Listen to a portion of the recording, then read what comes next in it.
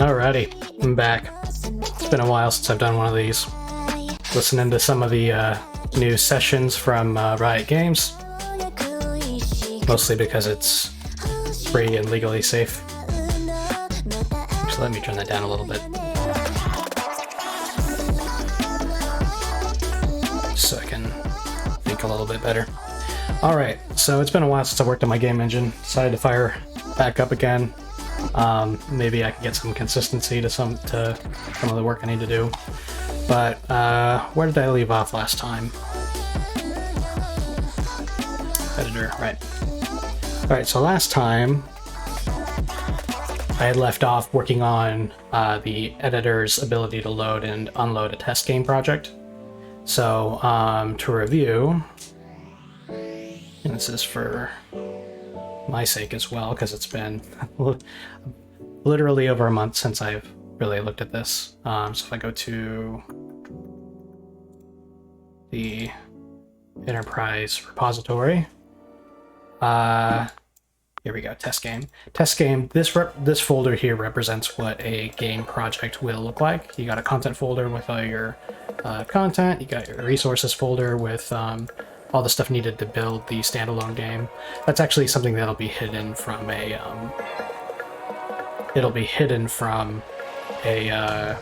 like a shipping game perspective. That won't be part of your regular repository stuff.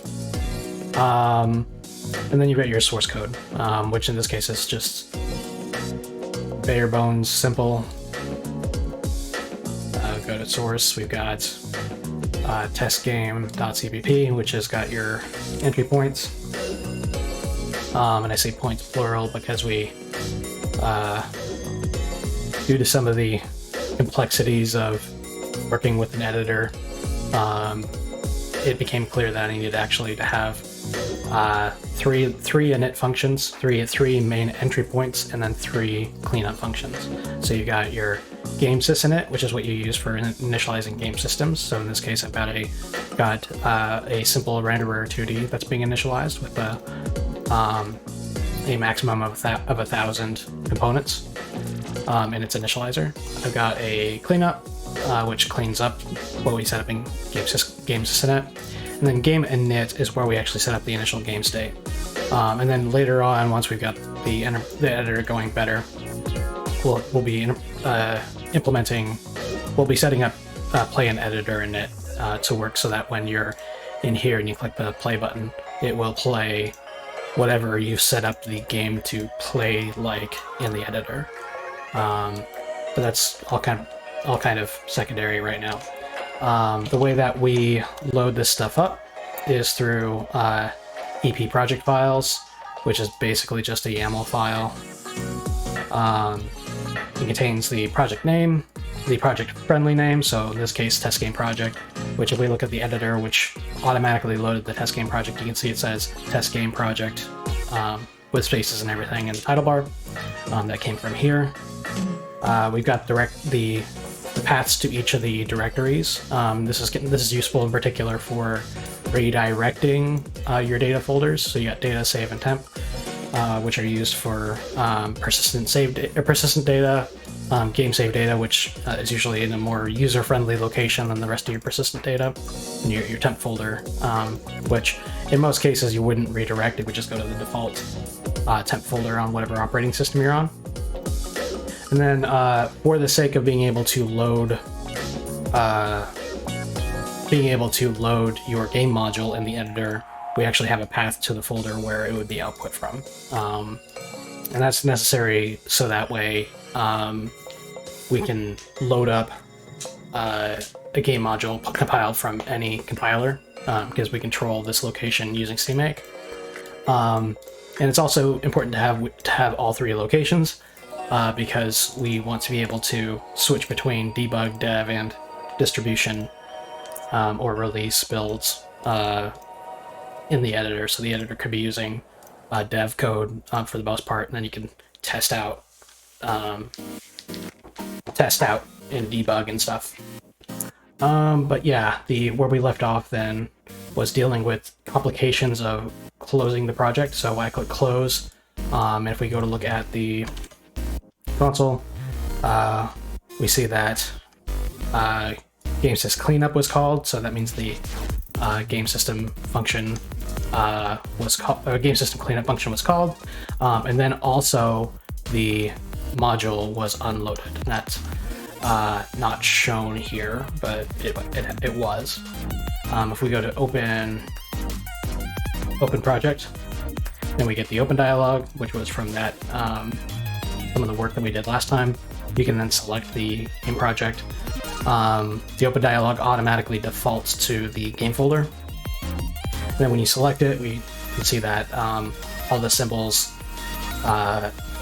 were loaded with the game module.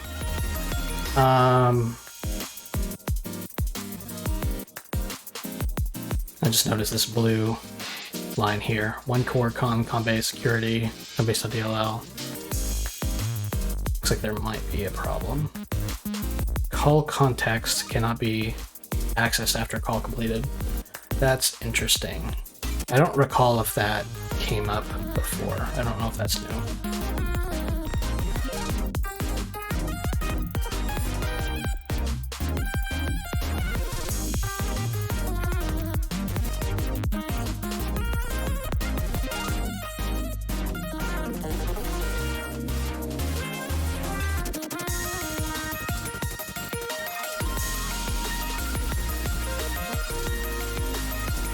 I'm going to put that on the back burner for the moment. It's following loading a particular System32 DLL. I'm not sure if that's important. But we get to all the end of this and we see GameSystemInit. That's the code from the game module DLL invoking GameSystemInit upon reloading the module. However, there's some complications with the way that this is set up. The first being that when we go to unload the game module, there's a number of residual things in the runtime that we need to address. And I've been thinking over this problem and taking a look at it. So basically, like things that you can do during setup and teardown of your game, or even just running your game in the editor, can lead to certain state being left running in the editor that you don't want to affect the next project you load.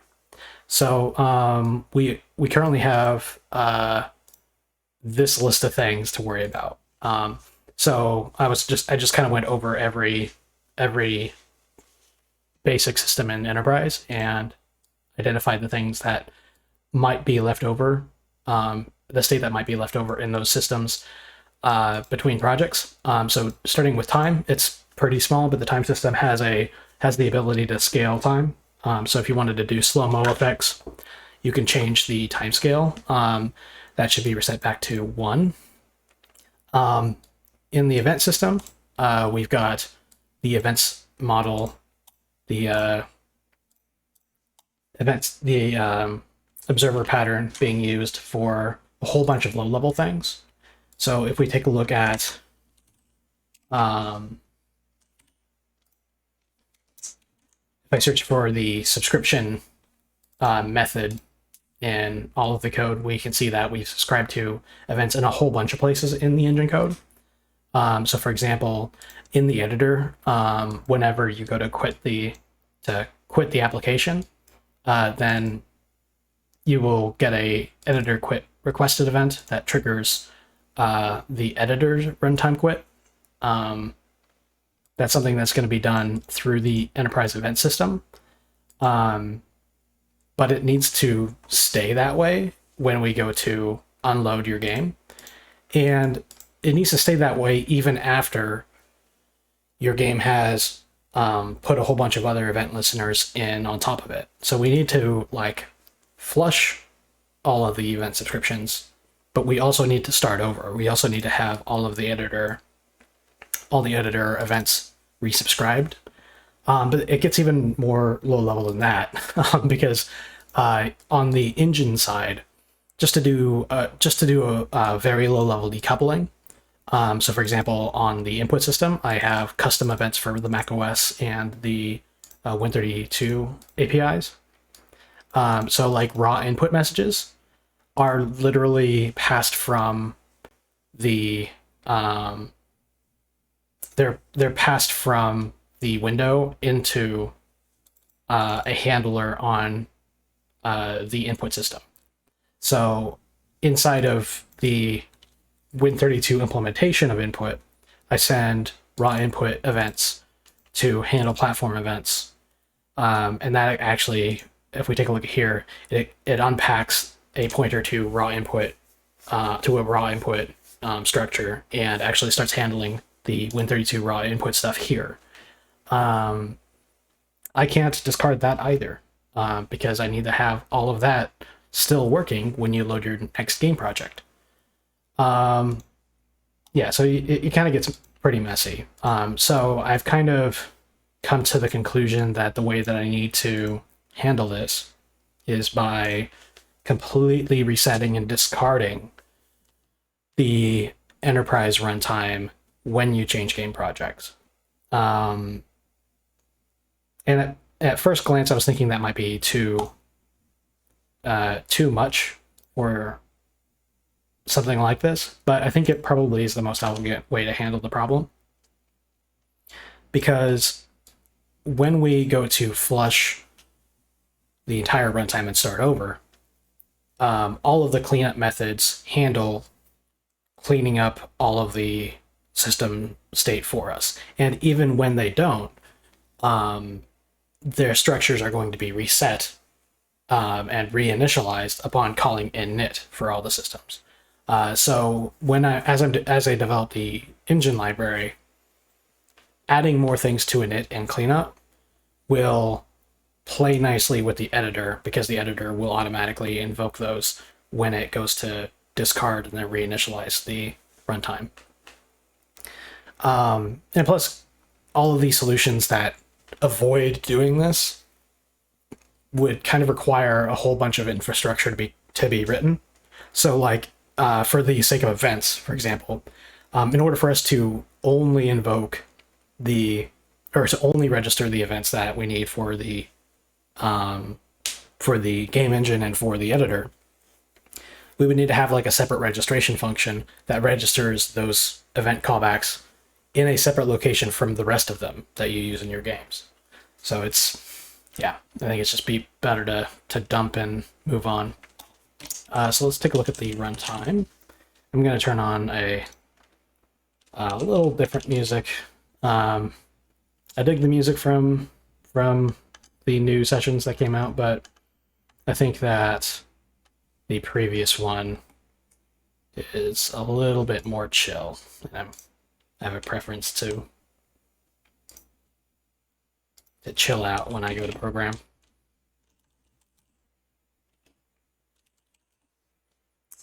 I can't remember the Diana. That's the one. Sessions Diana. This will be a little bit calmer for programming. Let's take a look at it was runtime cpp. There's a handful of runtimes now. There's an editor, a launcher, and an engine runtime. We're going to take a look at the editor runtime. Okay, so this is all the stuff that happens when the editor is launched. First thing we do is we create the primary window, though the primary window is not actually displayed yet. I create the window specifically because the OpenGL context needs to be available for the engine. And we are skipping constructing the game window on the engine side. So we set the static flag is editor to true for the runtime so that the engine library understands that we are running it through the editor instead of running it through a game. And then we have a static pointer to a runtime class, and this is the actual enterprise runtime that we create with the new keyword. And then from here, we immediately set is running to false. Let me open up the runtime.h for the game engine real quick. The game engine's runtime has got very few responsibilities. There's a quit method that you can invoke to tell the game to quit. And there's an API for checking command line options, which is, helpful but not really critical. And then if you take a look at the other stuff down here, it's actually here at the very, very, very bottom. Pretty much the heart of the application goes through here. We have the constructor for the runtime. We've got the run method, which returns true if the application is going to continue to run, and we have the destructor. The run method. This is the core loop of the engine. It'll go through all the systems and update them, call everything that needs to be called during a frame, invoke as many fixed updates as necessary to maintain the fixed frame rate for physics and stuff. And then at the very, very, very bottom, we return is running. So in the case of the standalone game, and I can fire that up real quick. In the case of a standalone game, is running is intended to determine when you are ending the application. So when I press escape here, it invokes quit, and all quit does is set is running to false. And then once this returns false in the standalone, then we kill the app. Is running pulls double duty in the editor, because instead of quitting when we call is running as false, we will instead simply leave play in editor. So the idea is that the editor itself keeps running and updating all of its logic, but because is running is false, we stop invoking runtime run, and then later we can come back and set that to be true and continue running. So heading back to what we do in the editor runtime, we then do an event subscription. We then do scene editor init, window init. So scene editor is basically the view we have. Heading back to the editor, this layout is the scene editor. Currently the only thing I've got going, but eventually there will be other views.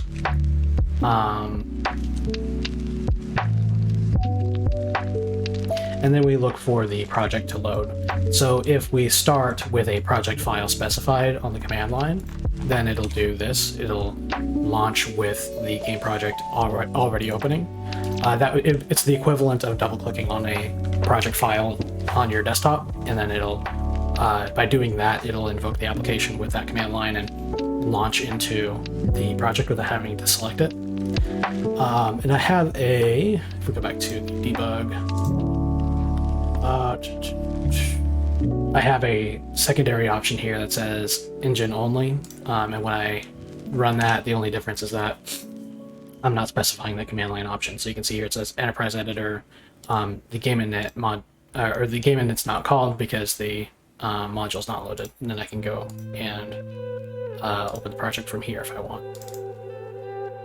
And then you can see that it loaded everything, and I'm called same game sysinit. Okay, so I think we'll need to encapsulate some of this. In particular, we will need to encapsulate the creation of the engine,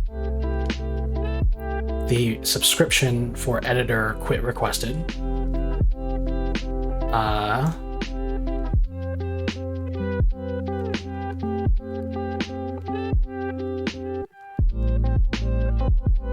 and actually that's it. So this stuff here, I'm going to Control C and then comment it out.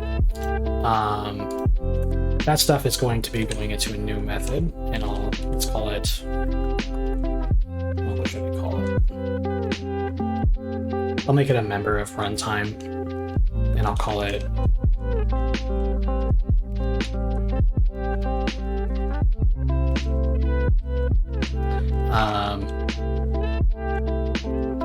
engine Runtime init, I guess. I don't know. Not a great thing to call it, but I'll go to the header and I will add a member. So we've got quit, we've got run, and I'll make this a private member.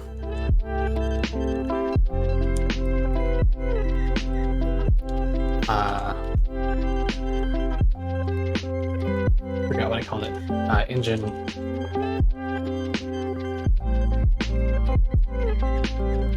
like so. And this is going to be a static. Like so. And then in here we will do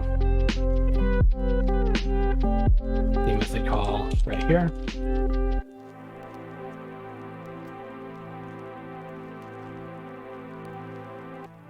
See if I can type today. There we go, engine runtime init, and then paste all the rest of it. Now, engine is a member of the runtime class, so we don't need a reference to it. And then events, it's global as well. We're just using the event system directly. Cool, so that should actually be the same, probably no errors. I'll cut that out.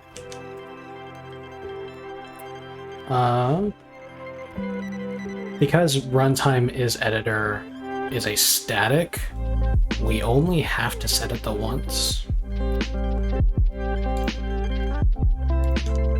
But for logic's sake, I think I'm going to move that into the new method.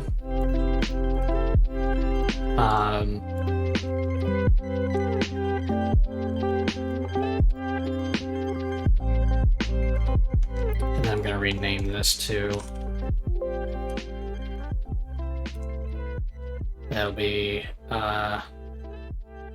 create engine time. Cool. It's a little bit more clear. And then up here I've got less code, so I can do with fewer comments. OGL context.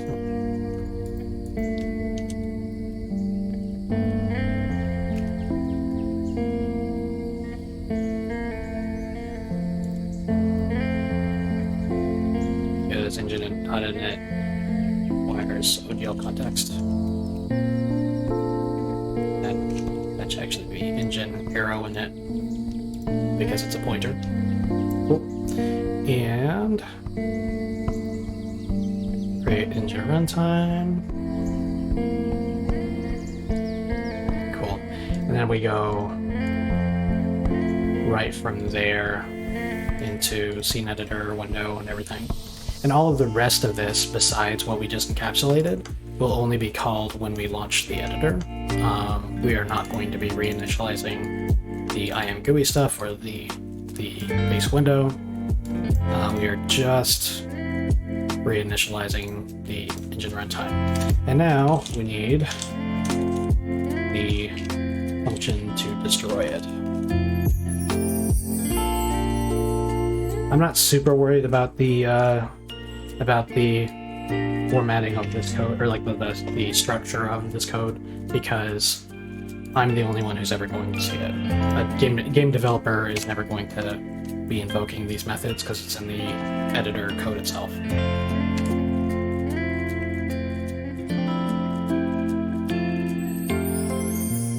There we go, destroy engine runtime. Probably not a great excuse, but I'm just saying function first in this case. So destroy engine runtime will be what we invoke when we need to flush and restart. So it'll always be followed by create engine runtime.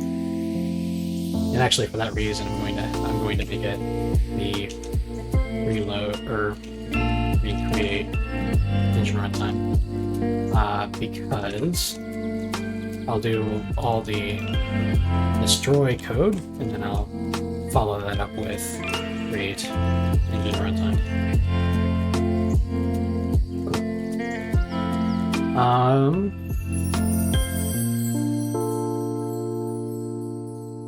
I don't think we need to do much else. That's a static, that's already set.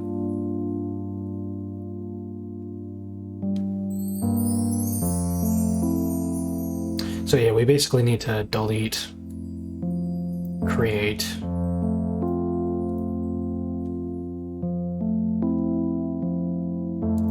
yeah, so it's actually way simpler. We just need to say delete engine, like that.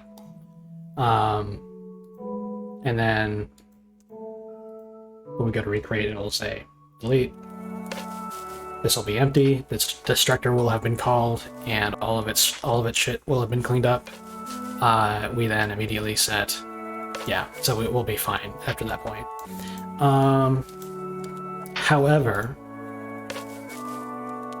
I will need to be careful going forward about how and when and where I initialize all of the stuff with the systems.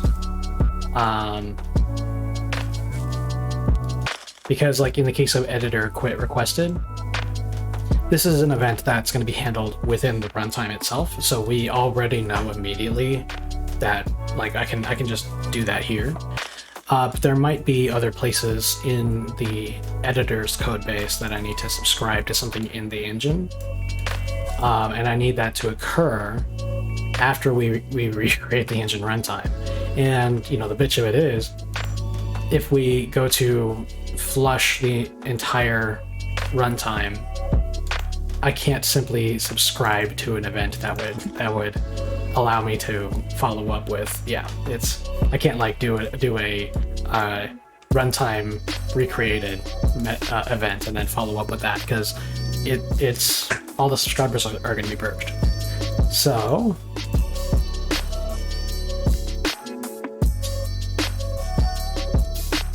I guess this will have to do for now. And now I want to do a little bit of homework. I want to confirm that the enterprise runtime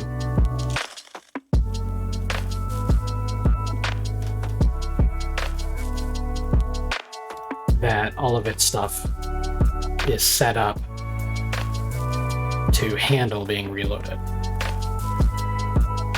Because previously, when I was writing the cleanup code, it was on the assumption that the destruction of the runtime meant the closing of the application, and that's no longer the case. So I just want to do a little bit of proofreading.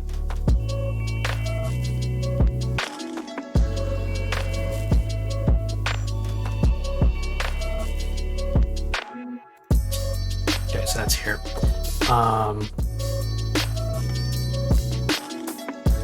Okay. So when we create the runtime,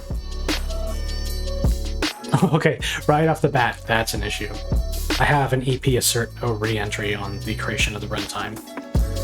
So this macro made sense before, it doesn't now. Basically the idea was that if for some reason a wily developer tried to reinitialize the runtime, this was a fast way to ensure that they don't. They shouldn't be able to create a runtime.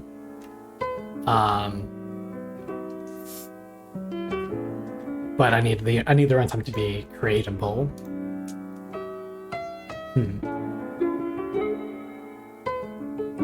That's an interesting one.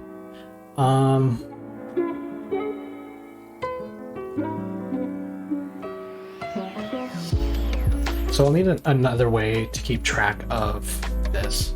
Or let me take a look at the macro itself. It's been a while since I've set this up. Like, it's been years since I brought this in. I want to make sure that this is actually not going to be a problem. Yeah, so what we do is we have a static boolean that involves the line number.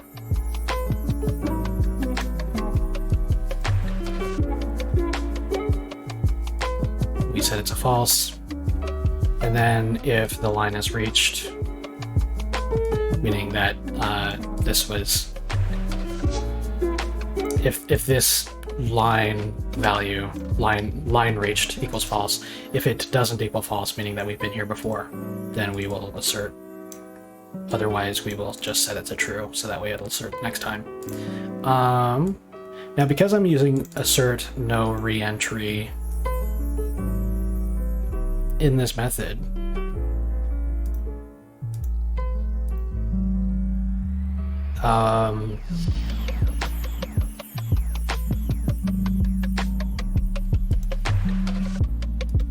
yeah, I'm just having a brain fart. That'll still assert on the second object, the static member, or the static variable in the method.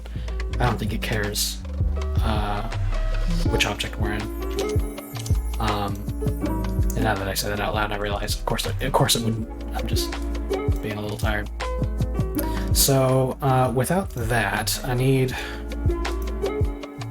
really want there to be a protection against this, but I think for now I'm just gonna have to think harder about it later.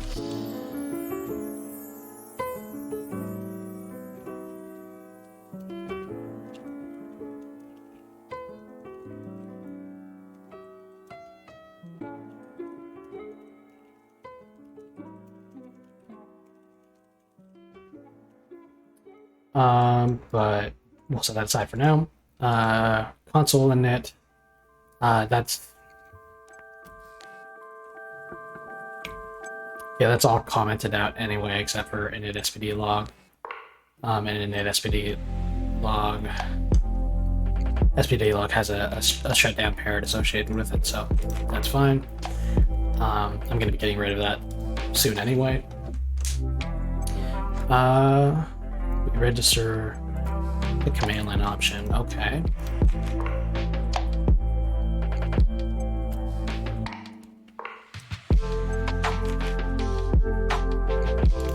So that's going to be a complicated one. Register command line option is something that you're supposed to do at the start of the application.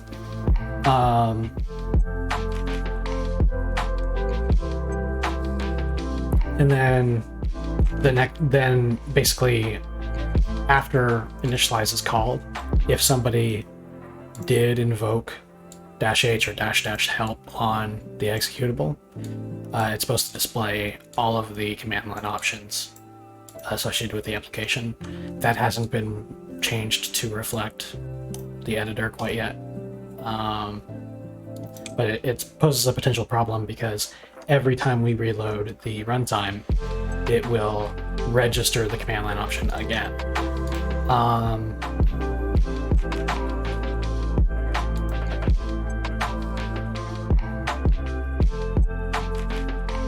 And it's just a vector of command line help entries, which are basically just structs of the friendly name, the help description, all the stuff that displays on the help.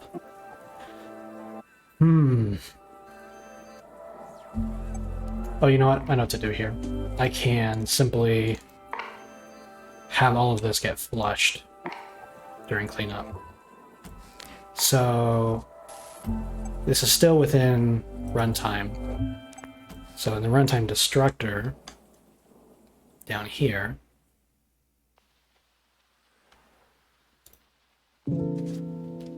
I'll make a quick note.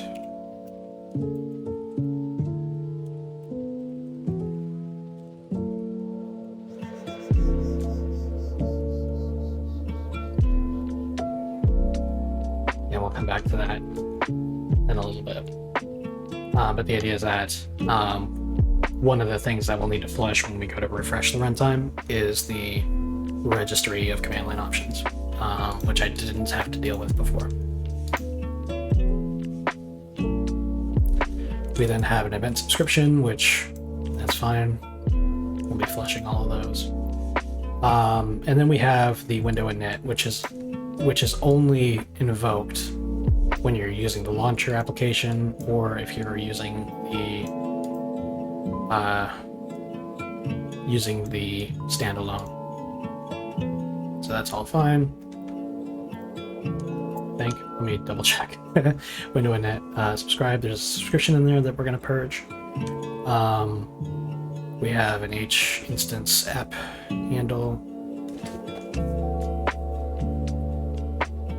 That's unchanging. Then we register a window class.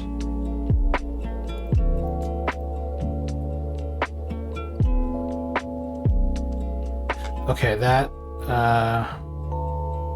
oh wait, what am I saying? This is the editor, so the editor, in the editor build, we skip that anyway, so that's fine.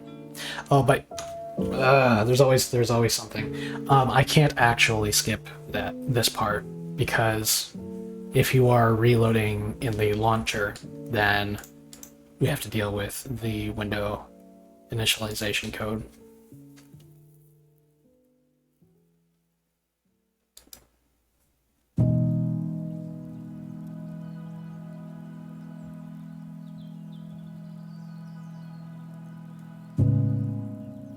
I think what this means is that I'm going to need to move the window initialization code outside of this call, outside of the constructor for the runtime, because I think it'll need to be created by the launcher itself. In the case of the launcher, and just as a quick reminder, that's when you play the game from the... That's when you play it from the DLL reloadable module in the standalone window. Oh, have I not built this yet? I guess I haven't. We'll give it a second. Oh, I haven't rebuilt after making those other changes. We'll let it think for a second. There we go. Oh, project not specified. I forgot to switch to engine plus test game. But where the application running is the launcher executable that's installed with the editor, and the game is loaded from its DLL at runtime. But when we go to reload the DLL, in the case of the launcher, we don't want it to be recreating a window, so I'll need to do this.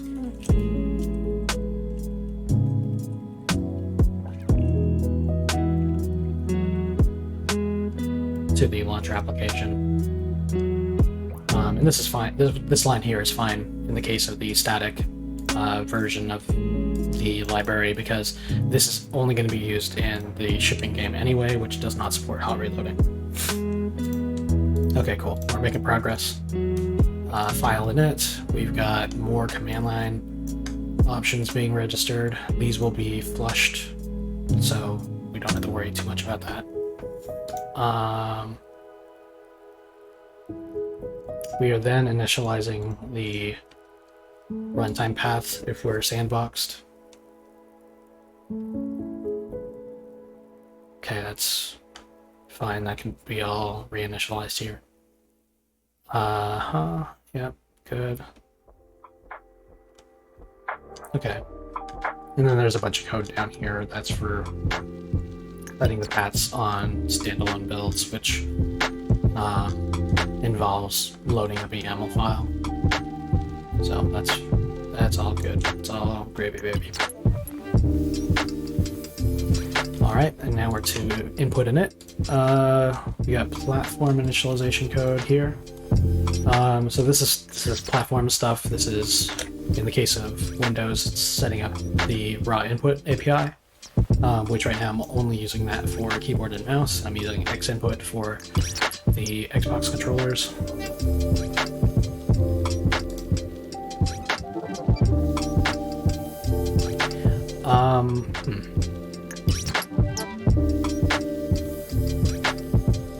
So we are registering to Windows multiple times. So I'll need to pair this off with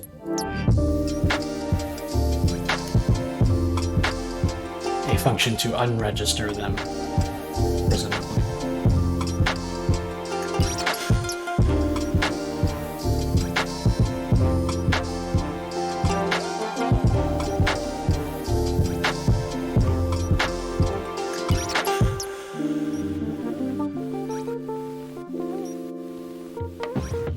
Okay, so there's a flag, ri dev remove.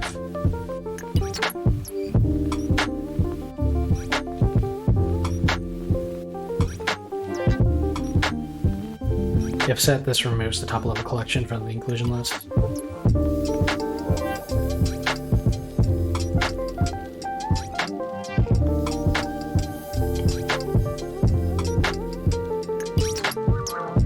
I may have to do a little bit more reading, but my impression is that if you specify this flag in a device member, then it'll unregister. Which means that we simply need to invoke register raw input devices again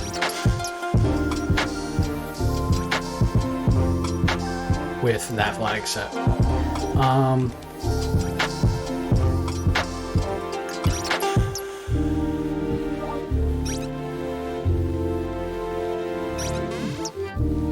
Man, this stuff's complicated.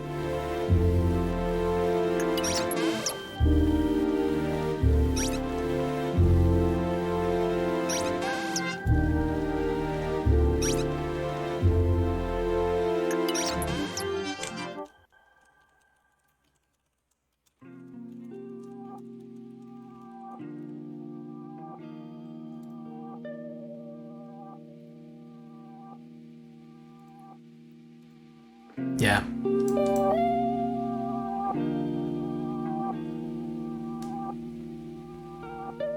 Okay. Yeah, so that seems to be, my first reading of that seems to be correct. Somebody on Stack Overflow said it was correct anyway. Okay, so then there's an event subscription, which those are all going to be fine. So heading back to where we were here, I need to, in the destructor, I now need to consider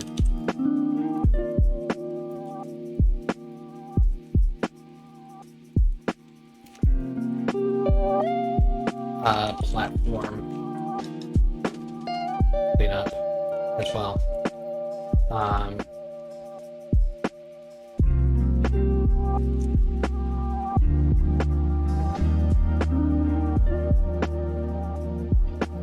Needed specifically for unregistering API stuff.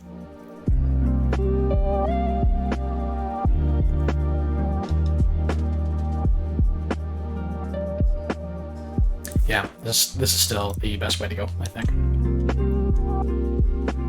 There we go. All right, so anyway, we were back to input init, and I went straight into platform init and saw that needed to change. The event subscriptions are all going to be flushed or reset, cleaned up, so that's fine. We then use bind controller for mapping the mouse and keyboard to be Stream ID 1 by default. So the idea is that before you do anything in your game code, the first Stream ID for player 1 is just automatically the keyboard and mouse. That's something I did here. You can always override it later. Let me confirm that bind controller doesn't have any consequences.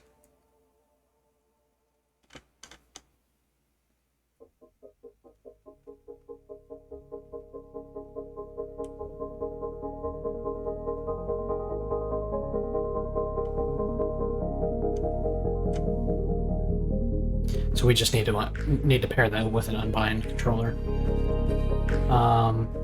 which actually could just be done in input cleanup, which I don't think we have a cleanup yet.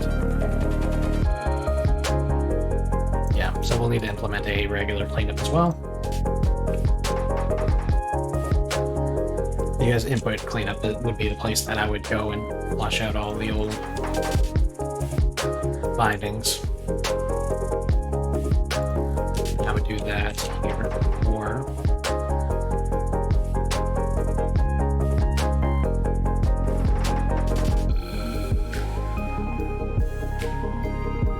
before the platform cleanup. I'm right now just writing all of these notes in the destructor for all of the new things I need to implement, but I don't want to lose my train of thought and start in on those. I just want to make notes and move on. Okay, so in input.cpp,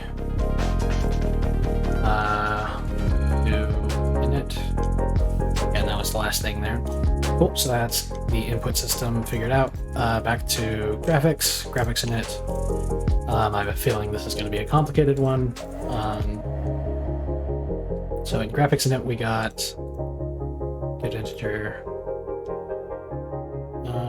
uniform buffer size.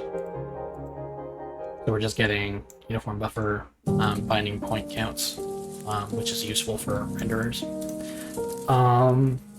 Then we set up the global vertex array object. The way that this API works is that we have a vertex array object that's global, and then you swap in and out vertex and index buffers into that array as necessary. I decided to go that route just for flexibility's sake.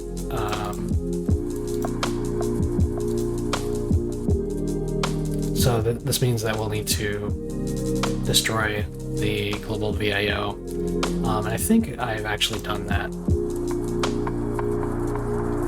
We got the uniform buffers being deleted, but actually, no, we don't. Oof, this is going to be a lot. So we've got the uniform buffers are being the delete calls aren't even OpenGL, they're being handled from here. Okay, so I need to do a delete.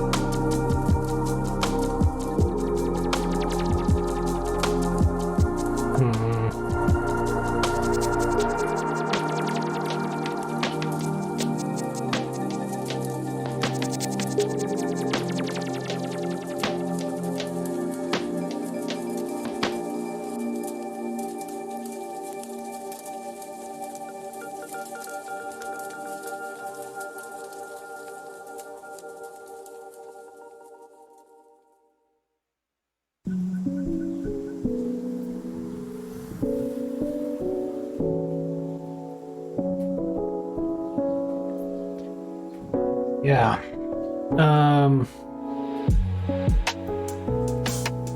right now what I'm thinking about is that there's going to be a whole bunch of coding that has to happen in order to avoid reinitializing things like this. I am wondering if it would be better to simply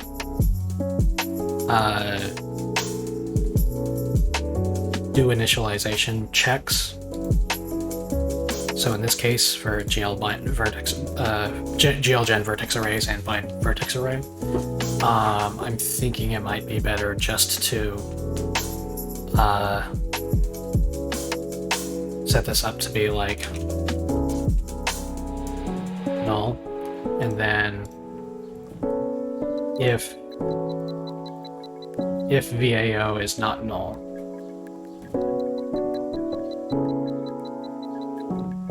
oh, hang on a moment. This isn't a static. This is a. Oh, I'm not even storing it. Oh, okay, that has to change. Okay. So in my original implementation, it wasn't considering the scenario where this would be called more than once. So what I did is I just created the vertex array object, bound it, and left it there to be used by all future graphics interface calls. So that's not going to fly in here because I need to deal with the concept of persistence. So what I could do is I could just make this static so that I'm handling it here. And now my mind is racing because I'm wondering about the problem of using additional VAOs in the editor. But I'll put that on the back burner for now.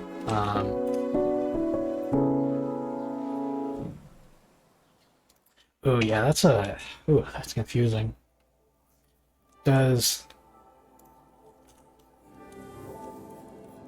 basically the only things that I'm doing in the editor are DRI and GUI calls. So I've got the DRI and GUI interface.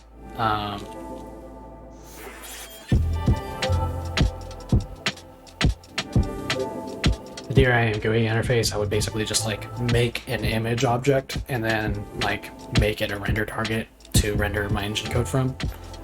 But if it uses its own VAO, then I have to change my code to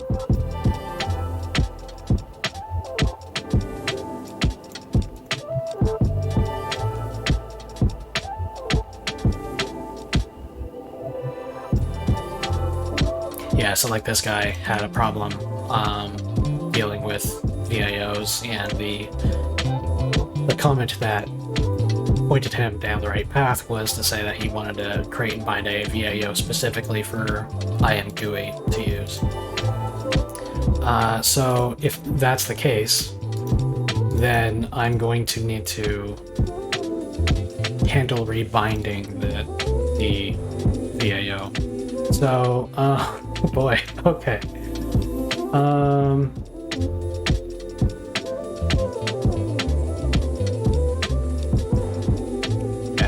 So let's go to the header then. So graphics.h.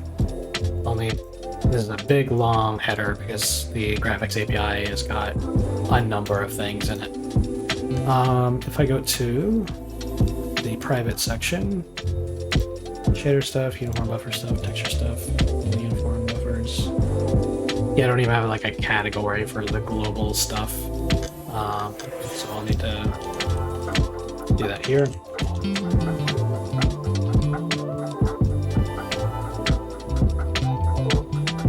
And in this case, it'll be a static GL. Oh, okay.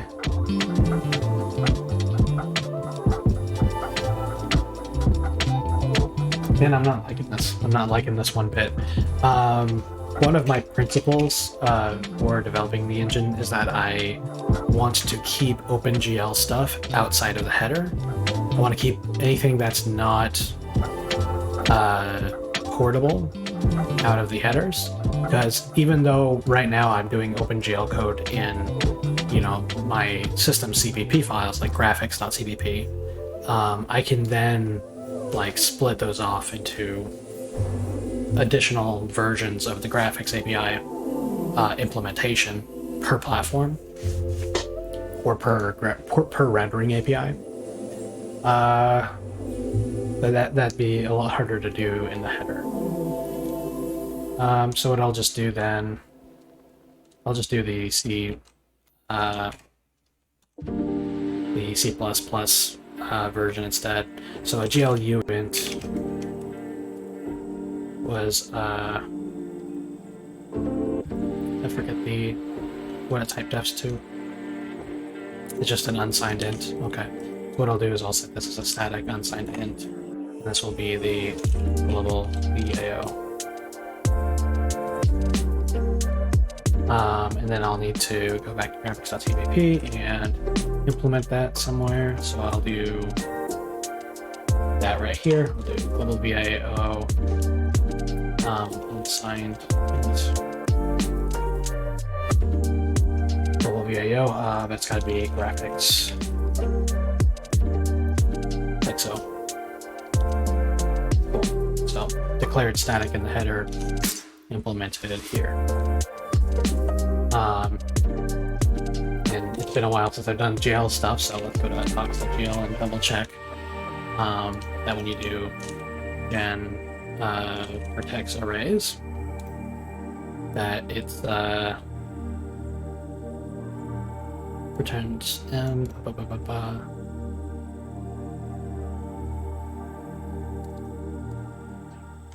I just wanted to confirm that this was a nullable value.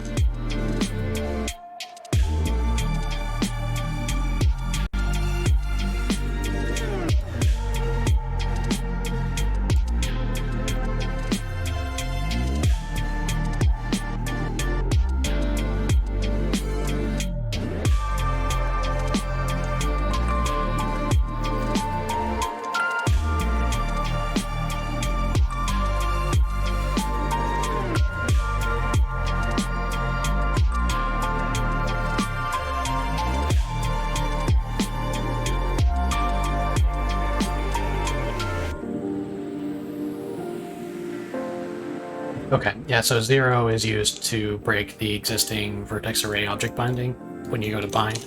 So 0 is a null here. Might be a little bit easier if I go GLU int. I don't know if that's strictly speaking legal. This is actually just a type def for unsigned int. So if I use it instead of unsigned int, I think that that's not great practice. I'll worry about the details later. So we'll do an unsigned int for this value instead. Cool. So save that, and then take this value. Go back to the VIO stuff here. We no longer declare the VIO there, and we're not using the VIO variable. We're now using the global VAO member variable to store that. So we'll gen it, we'll give it the address of the global VAO, it'll populate that variable, and then we can use GL bind vertex right here. Okay. And then cool, and then it's actually never called again elsewhere in the code. So what I'm going to do here is I'm going to say if global VAO is not, or let's say if it equals 0, or I'll just do it like that, global VAO, to make it a little more clear that I am testing the validity of the VIO. I will then, only if it hasn't been set up already, set it up here. And we'll bind it for the remaining use cases. And I'll need to set up global VIO as the bound vertex array when we go to draw. I'm going to make a note for myself here because there's multiple places I'm going to need to do this. To do rebind this prior to proc bubbles. And there's a number of places where that might be necessary, so I'm not going to those locations to make this note. I'm doing it here, and then I'll move on. Because we're not dealing with graphic stuff right now, we are dealing with runtime stuff. Okay, so anyway, GL max vertex attributes. Okay, we literally only retrieve this value for the sake of producing this warning, which is that if the implementation doesn't support at least 32,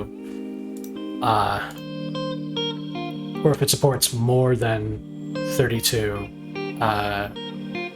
vertex attributes, then we won't be able to support it in Enterprise. That's unlikely, but that warning is there for a reason, and it's not part of this process. Anisotropic filtering support is checked as well. That's fine. We can do that here. It might be a little weird, now that I'm thinking about it, it might be a little bit weird for these warnings to go off whenever you reload your game module. So like if you're just reloading your code, you don't need to be told every single time that your platform supports anisotropic filtering. So, you know, I could deal with that with filtering options, but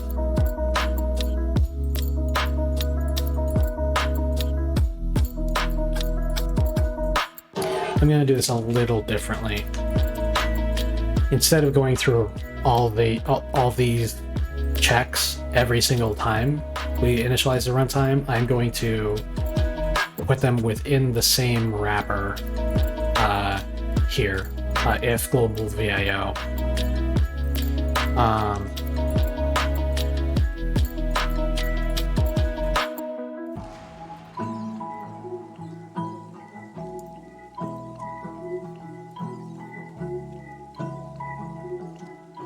Yeah, so I guess that's what I'll need to do.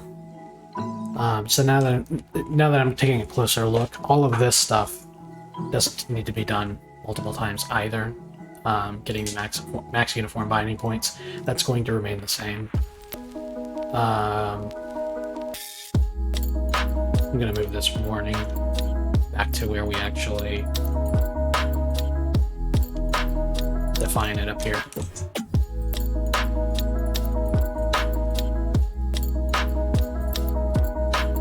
Okay, and then anisotropic filtering check. And then this is where we initialize texture slot tracking variables.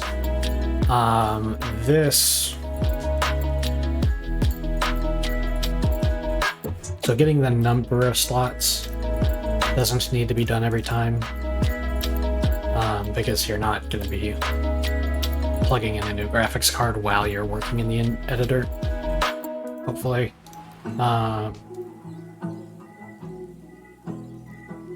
But texture in slot does need to be reallocated.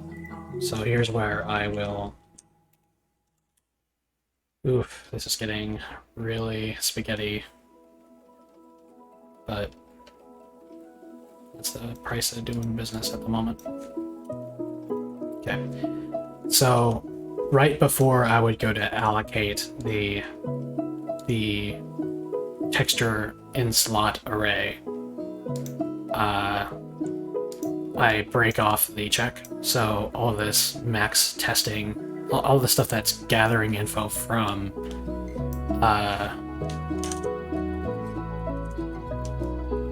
OpenGL, that's all being conditionally done if we haven't already set up the global vertex array object.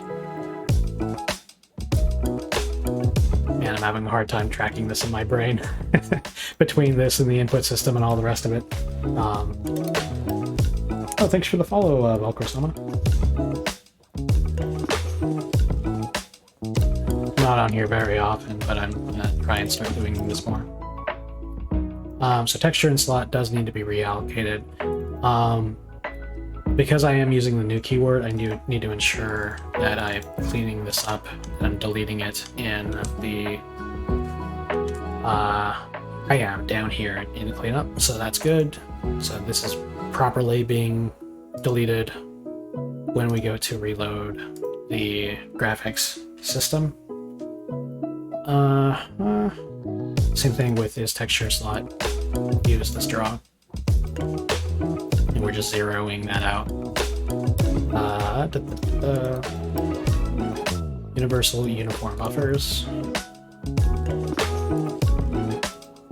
Right, so universal uniform buffers, now I'm remembering, that refers specifically to the uniform buffers that are supplied by the Enterprise engine. So going back to I think it's enterprise.glsl, like this is the header that you'll put in front of, put on all of your shader files. It provides automatically EP per camera, which contains the view projection, and world position matrix for the camera. Things that you'll need for most everything, and like the current time values so you can use animations in your shaders. All that stuff is being set up here. Per global UB. Okay, so there's a data stack. Per camera global UB data stack.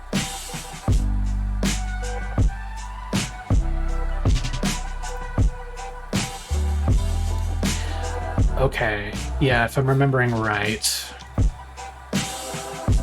the data stack, this refers to, okay, yeah, the data stack is a thing that you, okay. I'm remembering where I was now. Yes, Valkrasama, this is open source, technically. It's under the Apache license, but you can see it on GitHub. GitHub, the other Michael /enterprise. I'll throw that in the chat. It's for Mac and Windows, but it's still a long ways off from being done. But feel free to poke around if you want to take a look.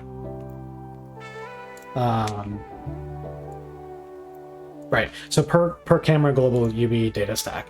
This refers to the stack of cameras that you can plug into the API. So if you're making a custom renderer that needs to like do recursive cameras for some reason, and you need to be able to pop and come back to a previously placed camera. So like for example, if you're trying to remake Portal in this game engine, you would push a camera on the stack such that the topmost camera represents the camera that's rendering what's through the portal. Then you pop that and then you render the actual game camera using the texture from the yeah. So what this is doing is it's setting up the default camera. And that needs to only happen once. So what I think I'm going to do is I'm going to leave this initialization here, just in case somebody like wants to work with the lowest level camera. They can, and then it'll be cleaned up here. But what this does mean is that I need to take and ensure that the stack is emptied during cleanup, and it's not right now. So we'll clear that here. Dot clear or erase. This is a stack, right? An STD stack. Yeah. So what's the? Always having to do this. Having to Google the stuff on CPP reference. Yeah. It's it's a little bit of a mess at the moment. I'm not entirely sure that it will build on Mac right now. I don't know if you're using Mac or PC, but yeah, I'd be happy to provide a little bit of insight to certain problems through my code.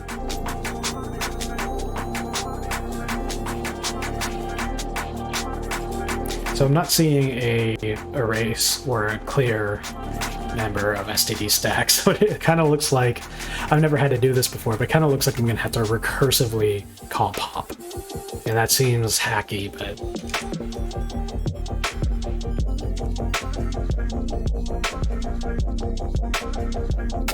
Yeah, you're on Windows. Yeah, then you'll be fine. I'm right now working on integrating with the editor here, which that's not gonna build because I just typed that in. Which is basically an IM GUI application. At the moment, that's all that's in it. But I do have a library of stuff that allows you to build games technically, just without sound, and you have to write your own renderer. So it's not very easy right now.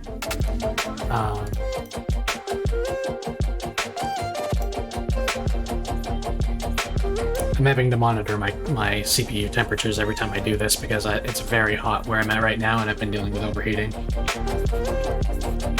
So I always get a little bit nervous when I go to precompile. Currently going through the Learning OpenGL tutorial, so can't understand GL that well. Yeah, it's a steep learning curve. It's definitely the way to do it. Like, I don't think that, like, if I started off doing DirectX instead of OpenGL, I think I would have got really frustrated. But yeah, there's a lot to learn. The Learn OpenGL tutorial is really, really good. They don't necessarily teach you how to do graphics things correctly. Like if you try to look at their examples for doing like glow effects or what's the bloom effects, like they don't show you how to do those things correctly, but they teach you the underlying principles of how you can use OpenGL to do your own things, and that's important. I've got an insertion already. Graphics, create uniform buffer, size exceeds limit. Okay, I'll come back to that. I must have broken something while I was setting all of this up.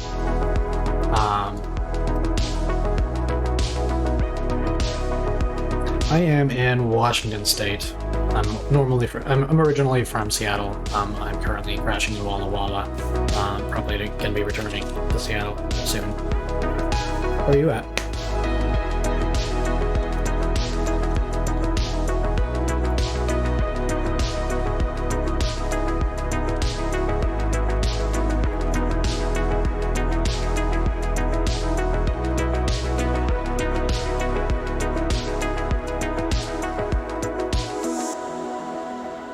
Okay, yeah, it kind of looks like you have to for loop through it, and I guess that makes sense. A stack is it's not reallocating; it's not necessarily contiguous memory, so it makes sense to me that you'd have to go through and delete each one from its location. Okay, I'll do that. So we'll do for auto thing in the stack, because I don't even remember what the type is. What's the type? Oh, I can't do that. Okay, so we'll do for int on equals 0. Oh, it's less than flat dot size.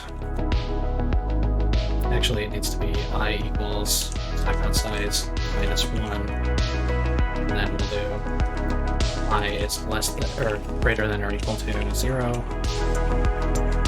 I because we need to start. Wait, I'm not using the index at all. It doesn't matter. For camera, global, whatever, and this will delete all of the stuff in the stack. From India? Oh, nice. Yeah, I don't get a lot of viewers on this channel, but I tend to be online at times when it's people from my time zone are winding down and not watching programming on Twitch. Are you a professional, indie, or aspiring programmer?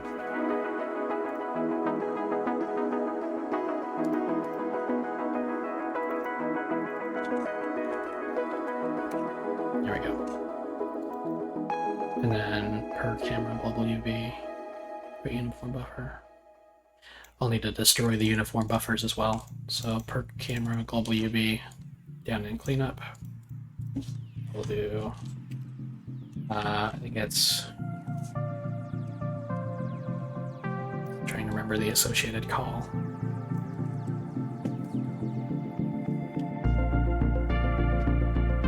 Create uniform buffer. Oh, I can do this with my own calls. Okay, that's fine.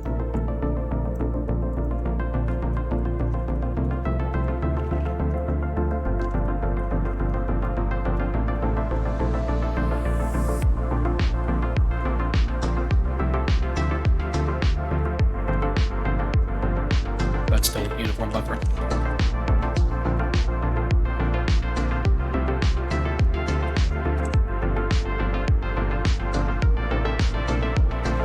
Now I'm just a university student who's trying to... Yeah, that's fine. Games was like the thing that got me interested in programming in the first place. I'm by no means a professional programmer, but I think games make programming a lot more interesting, because when you do stuff right in game programming, you have, you know, fireworks and colors and art and lots of fun interactive stuff happen.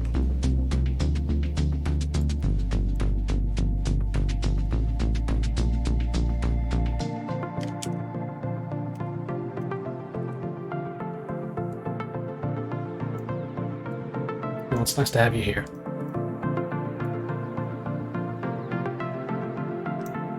Trying to remember where I was. Okay, here I was.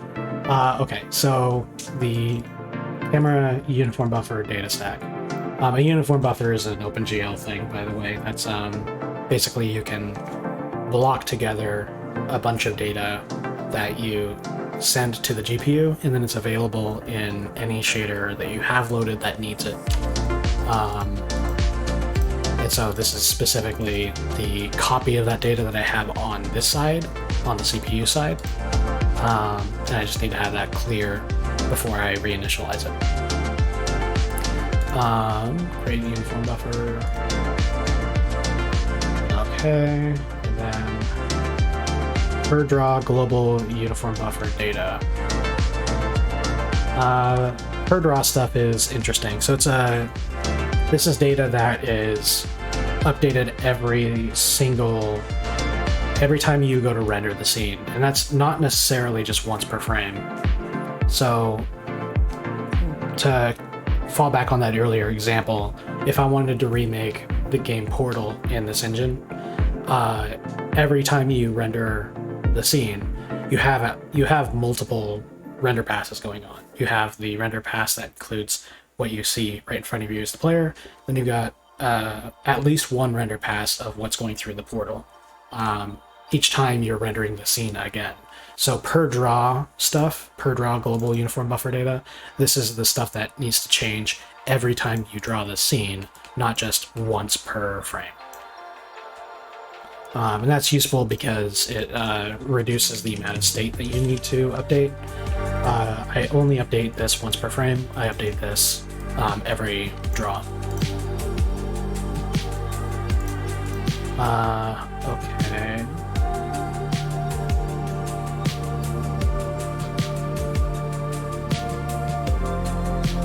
And I'm not actually seeing where I set this up. Graphics per draw global UV struct.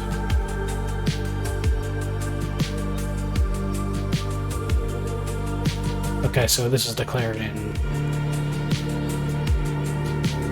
H static struct. Okay, so that's just always there then. Okay, so this is actually fine. What I'm doing here is I'm just setting these to default values, and then I'm creating uniform buffers. I can go down to my cleanup method, and I'll say delete uniform buffer per draw global UV.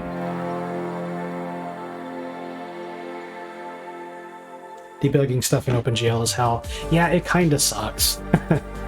That's for sure. There are tools that allow you to debug GLSL stuff, like debug your shaders and attach debuggers to that stuff, but they aren't available for the version of OpenGL that I'm using.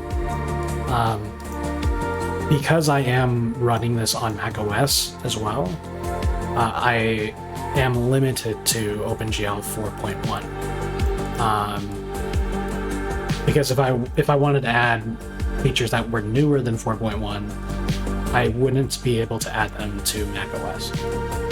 And eventually that won't be a problem, but it's a problem now, so I'm capping myself to that. But there's GLSL debuggers that are useful. I just have never done that myself. But yeah, for me, it's been a lot of making like magenta colored shaders and things to identify when something is going wrong.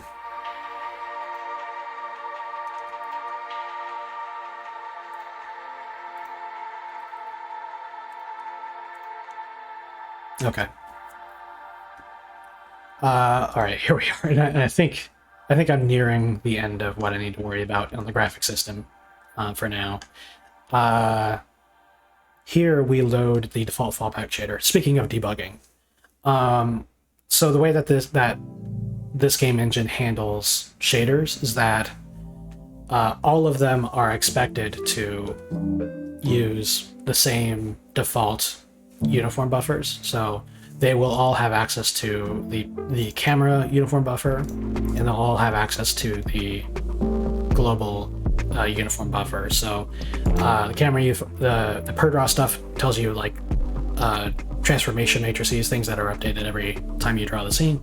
And then the global uniform buffers contain things like time, which changes every frame, but not every draw call, or not every render pass, I should say.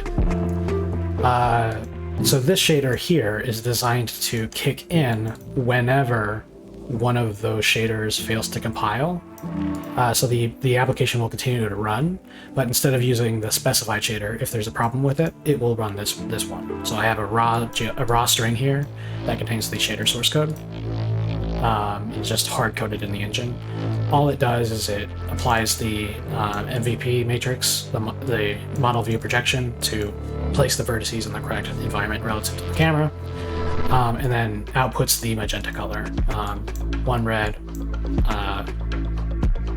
one blue, and full alpha.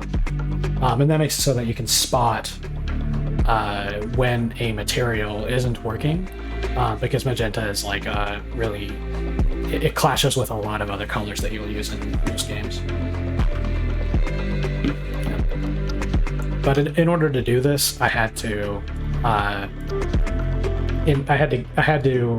limit what you could do in shaders to the extent that you have to always include a GLSL header.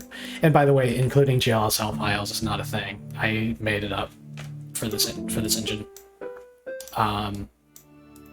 It wound up being super useful for my use case in this game engine to be able to write in the source code.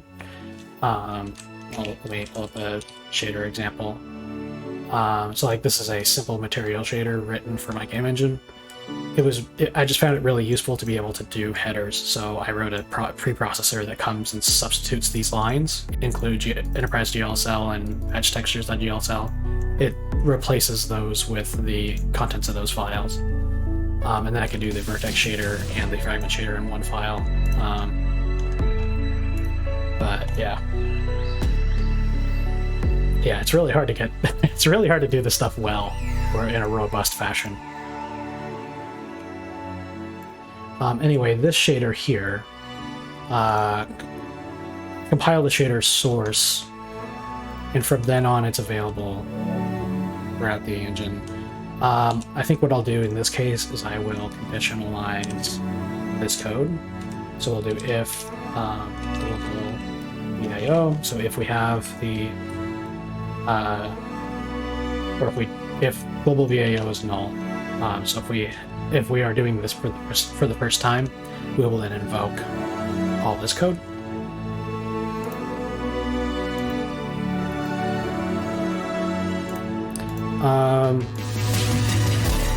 Like that. However, I will let me tab that in. I will use bind shader, EP null shader. So I will go ahead and bind the shader upon a code reload. I think I said that right. Yeah, and then actually I'll put this to the back. Yeah. All right. I think with an asterisk, I think that I am done here. But I guess we'll see what crashes when I get out of this. Okay, so that's all the stuff that happens during graphics init. We have now added code to clean up after everything that we do in graphics init. Okay, back to runtime, and now we're going to move on to the time system. Time has an init as well.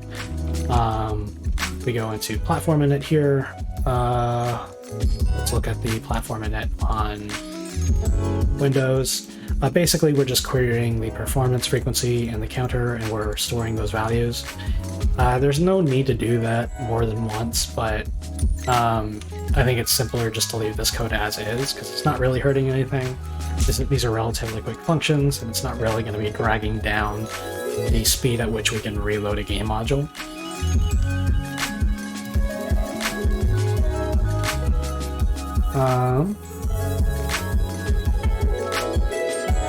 And I think the Mac OS version of this is basically identical. Yeah, except for it's using mock time base info and mock absolute time to get those values, but it's like the same thing. We get the frequency and the length of each tick, and we use that for time calculation stuff. So that's fine. We can leave that.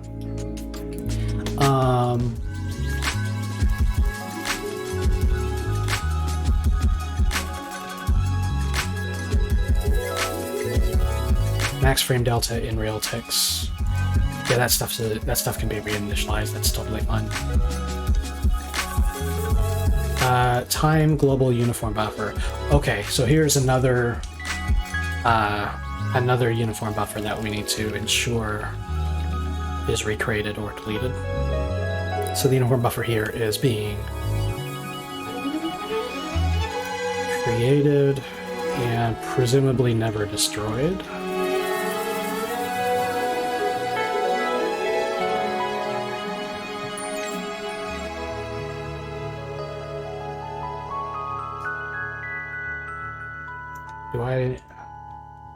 Layers cleanup. Oh, okay, so cleanup does delete that uniform buffer. Oh, it was right next to the code I was reading too. Okay, so we're fine. The time uniform buffer is responsible for allowing you to do animated shaders. So that it's kind of a gross overlap, but like I normally like to keep all my systems separated, but this was a case where the time system really needed to do the updating of graphics stuff on its own, so I just have it implement the graphics system here. Okay, good. Okay, and then we haven't even started on the audio system yet, so that's something we can just skip. Then there's Scene Manager. And Scene Manager... Ooh, this is going to be a little complicated. Scene Manager is responsible for all of the entities and components in the scene. So this is actually where you would set up an entity component system.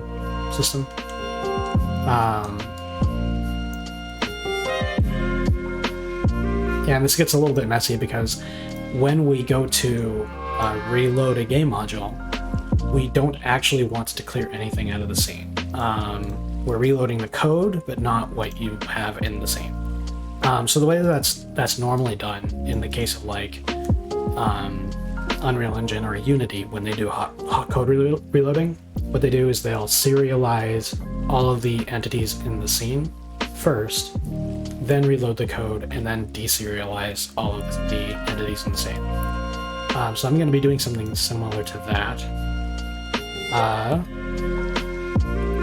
first thing we're doing is we're asserting max spawned entities is less than constants max entities, which, yeah, this is legacy code. I'm going to be removing that restriction soon, but not yet.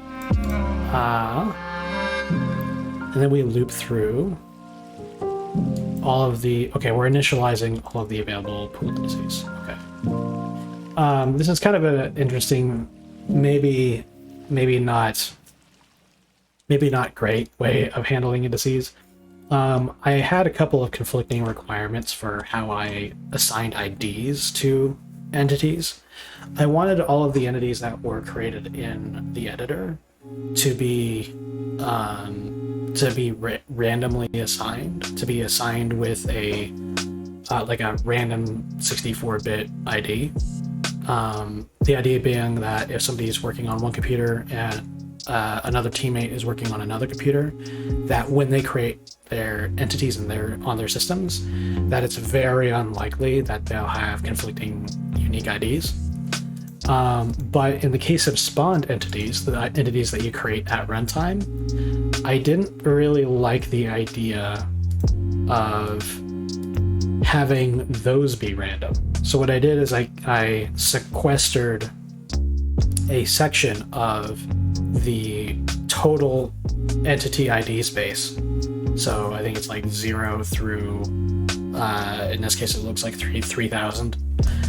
So and IDs 0 through 2,999, those are reserved. And when you go to randomly generate an ID for your entity, when you're placing them in the editor, those can never be 0 through 2,999. When you go to create an entity at runtime, so when you go to spawn like a bullet or something, or spawn, enemies from code, those will be sequentially assigned with between 0 and whatever the max is, to 3,000. And the way that I did it here was I literally just made an array for all of the IDs that you can use, and then when you go to get the ID, it will remove the ID from that pool. So it'll always be an order 1 operation to find an available ID, and it'll always be in an ID space that will never ever conflict with randomly assigned IDs, even though the odds of that are already astronomical. This is designed to prevent collisions from being a problem at runtime across your entire player user base. Not a great way to do it, but it's totally fine for our purposes. Available pool entity pool ID indices. That size, where is that defined? That size is defined statically, so we are fine with reinitializing all of that here. Okay. Cool, so scene manager was straightforward. Now we are on to, this is the game code, and so the system code is already, okay, I think we're ready to go for the most part. There is a few things I'll need to do in input.cpp. So earlier I was just, or was it input.cpp? Earlier I was just going through all of the initialization code and skipping over actually doing the fixes that I needed.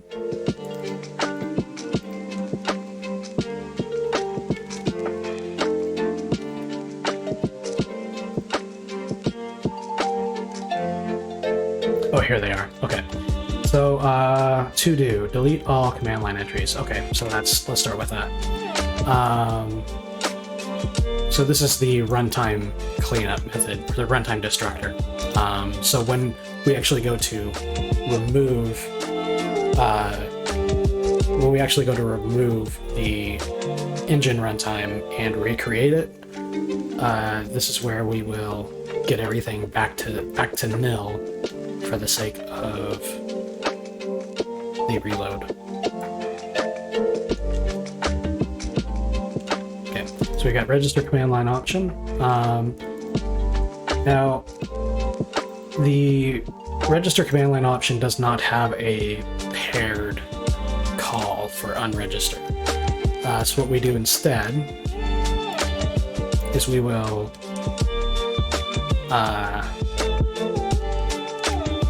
take the stack itself. I think it's a stack? No, it's a vector. We will take the vector itself and clear it out. Actually, that's going to need to be done methodically through all of these. So let me just copy that whole variables. And back to, here's the constructor, here's the run, and here's the destructor. Paste, and then delete all the type stuff.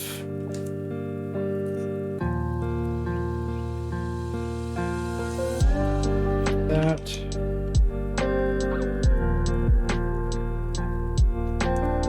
Okay, and then I need to clear all of these. And these are all vectors, I believe, so that's an unordered map. These two in the middle are unordered maps, but the top and the bottom are vectors. So on the vectors, I can just do erase, and I'll clear the whole thing. Right? Or no, that's erasing a single element, so it's not clear. Delete the whole thing. And then do the same thing on the bottom. And I think... Okay, there is a clear on the other elements as well.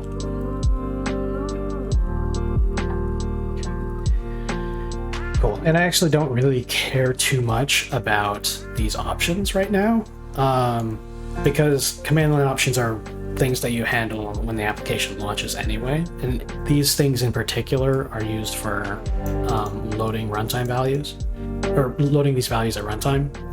And in the case of the editor, oh, hang on, that's a good point. I'm just realizing right now that there may be a number of command line option values that we pull during the runtime of the engine. So it would be CMD line option. Okay, hang on a moment.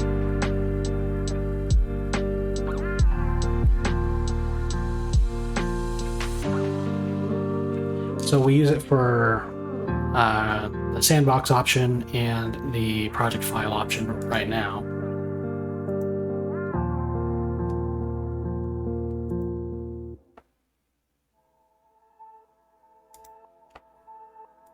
Oh, you know what? We're good. I was psyching myself out. Okay, so what I was thinking was that I might accidentally clear out options here that wouldn't be reset and that I might still need by the reloaded game. But that's actually not the case. All of the registered options at this point will either be the sandbox and project load flags. The project load flag doesn't apply in the editor beyond opening the editor, so that can just disappear and nobody will care. The sandbox option matters, but only to the file system, which will already have loaded everything correct. Oh, hang on. I'm getting myself twisted in a knot. I'm going to take a little bit of a break and get some water and clear my head, and then I'll try and wrap my noodle around this. Alright, I'll be back in like, I don't know, 10 minutes.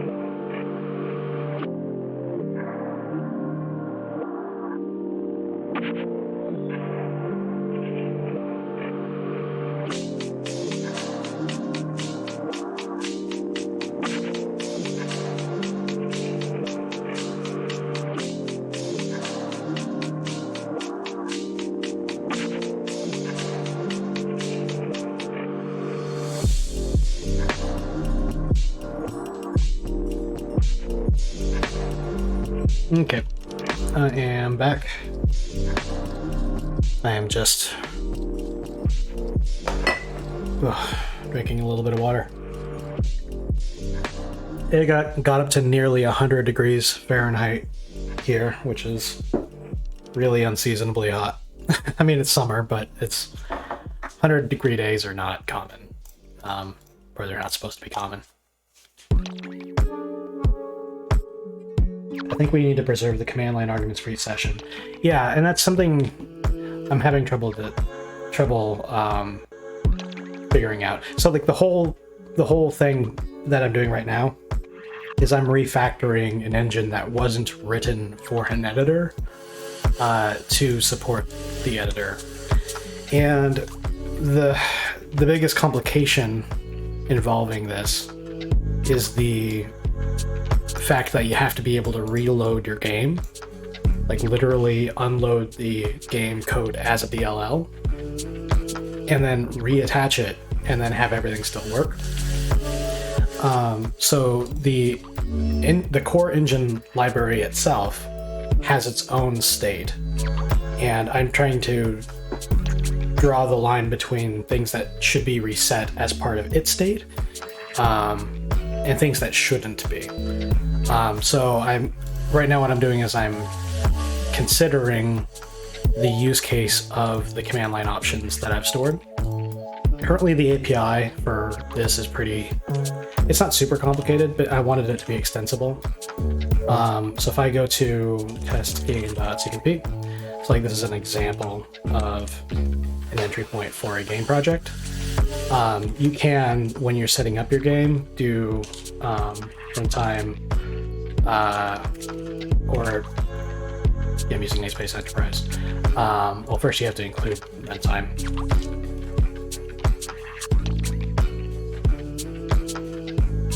But once you've included runtime, you can do runtime check command line option. And then you can tell whether a command line option has been specified. So you can say, let's see whether debug mode has been specified. And you can have it do your own custom effects.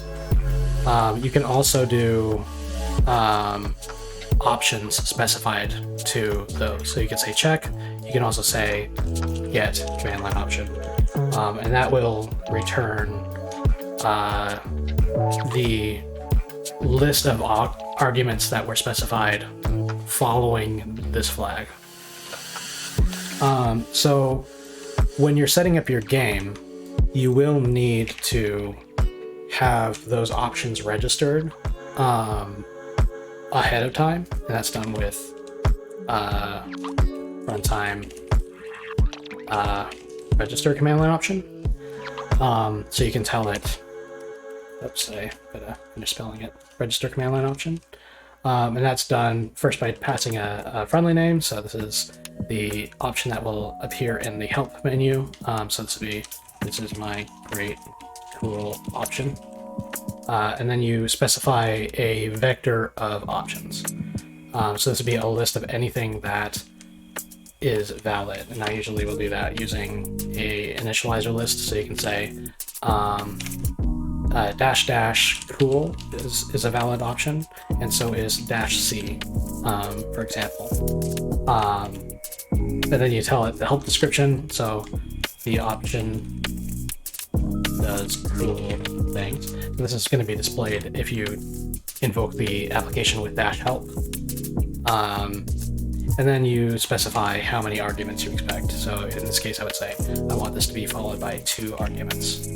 And then we can do error handling if there's an incorrect number of arguments. So like all of this like robust stuff happens on a per project basis. So any given game project may implement its own options. Perhaps for the purpose of development. So like you might have an option that automatically sets up a specific game state so that you can easily test something. But you also may want to add advanced user features to your game. So in some games, for example, you may want to just ship a developer's console, so you can press tilde and enter cheat codes or whatever, and you may want that to be available to players. I guess sometimes that's a thing that players want to do, and that you would leave it disabled until you specify a command line option, so that way only the advanced users see it.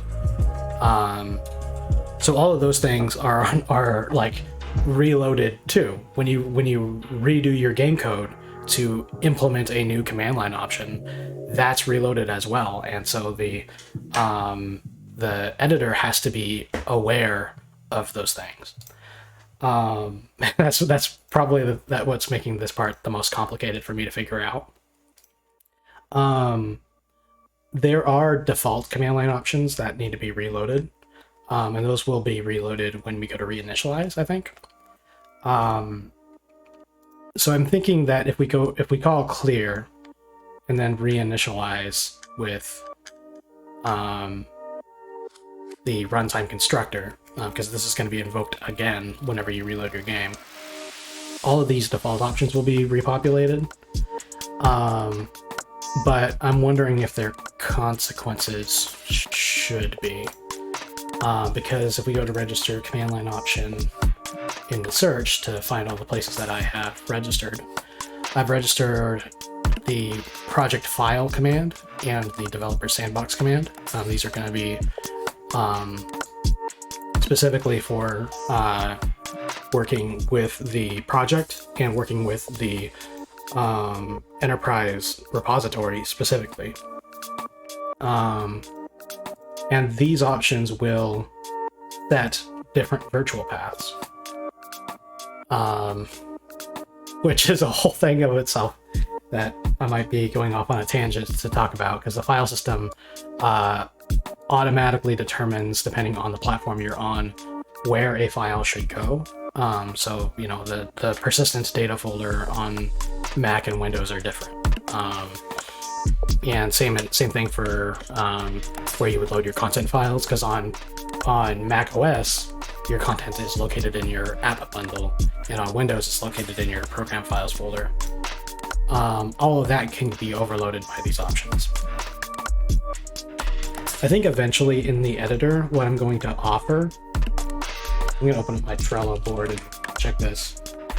I think eventually what I'm going to offer on my editor is the ability to specify command line options in the UI. So like you go to like edit project properties or something, and then you can set in the editor which command line options you have specified for your game. And what that will do is it'll populate the data for lookup by your game code. In a moment. I'm wondering if I've added this to my goals already.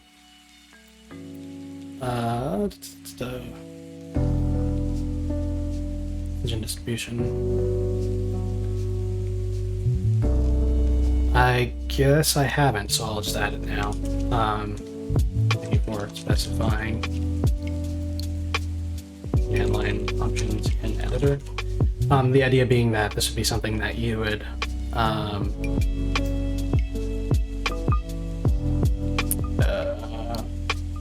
wouldn't this be cool in research? This would be something that would allow you to rapidly test new command line options in the editor, or take advantage of flags while you're playing a game in your editor.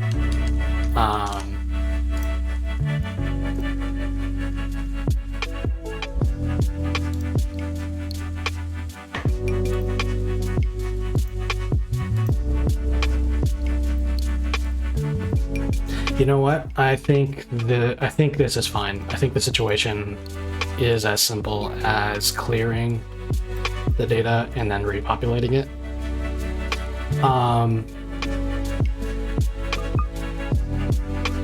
Because the only harm that I can think of right now would be if you were to query the sandbox or the project flag I should say the sandbox flag or the project option, because it takes a parameter from your game code. And I can't think of a good reason why you would do that, because pretty much all that this does is redirect your virtual file paths. It does a handful of other things, but I can't think of a good reason why you would care from a game developer's perspective whether you have specified a project file upon opening. And the same for developer sandbox. Because the idea is that when you go to reload your game, the data for these options would be cleared and not repopulated. This would be used one time by the editor or launcher to handle the file redirection. And then, oh, hang on.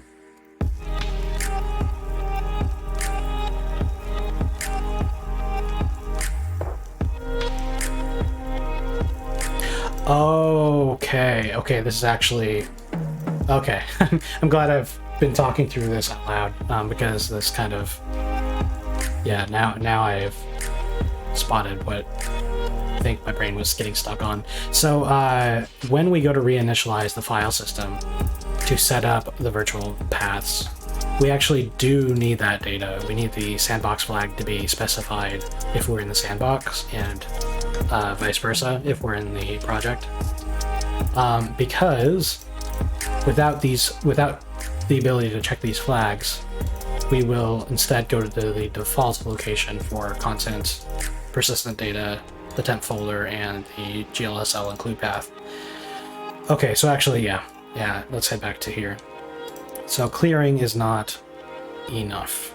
We do also need to specify or re-specify the sandbox, and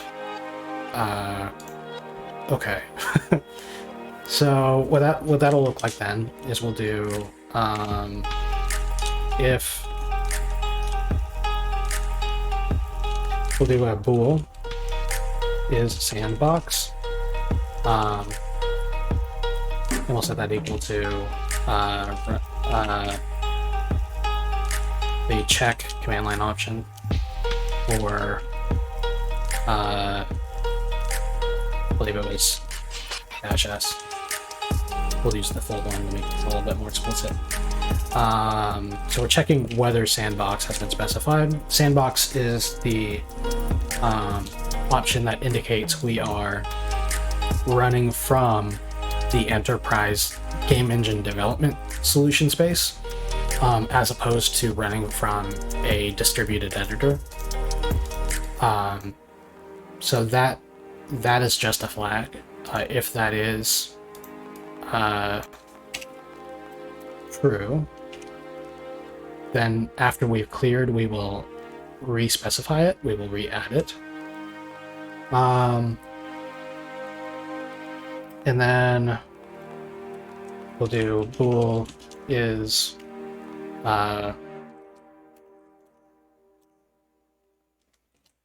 project default load. That's kind of not very clean language. What did I call it before?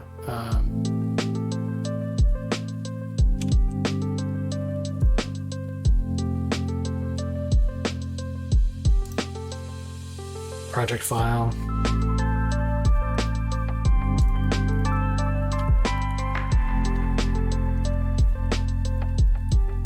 Is project file specified? That'll be check command line option, or -- project. And then we'll say if it's project, then we will get the path.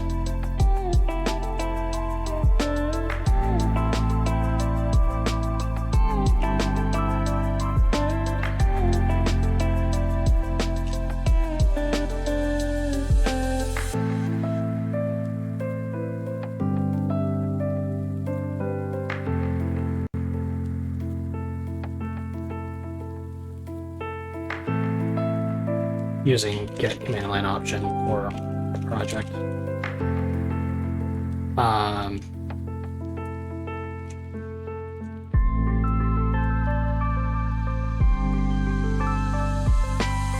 And then project file path equals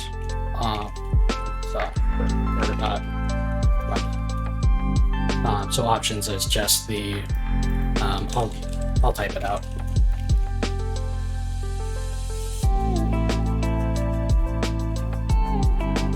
For clarity's sake. Options is a vector of strings. Every string in that vector is every argument provided to the project option. In this case, we are expecting only one. That is the path to the project file that we are loading. Cool. So we've got the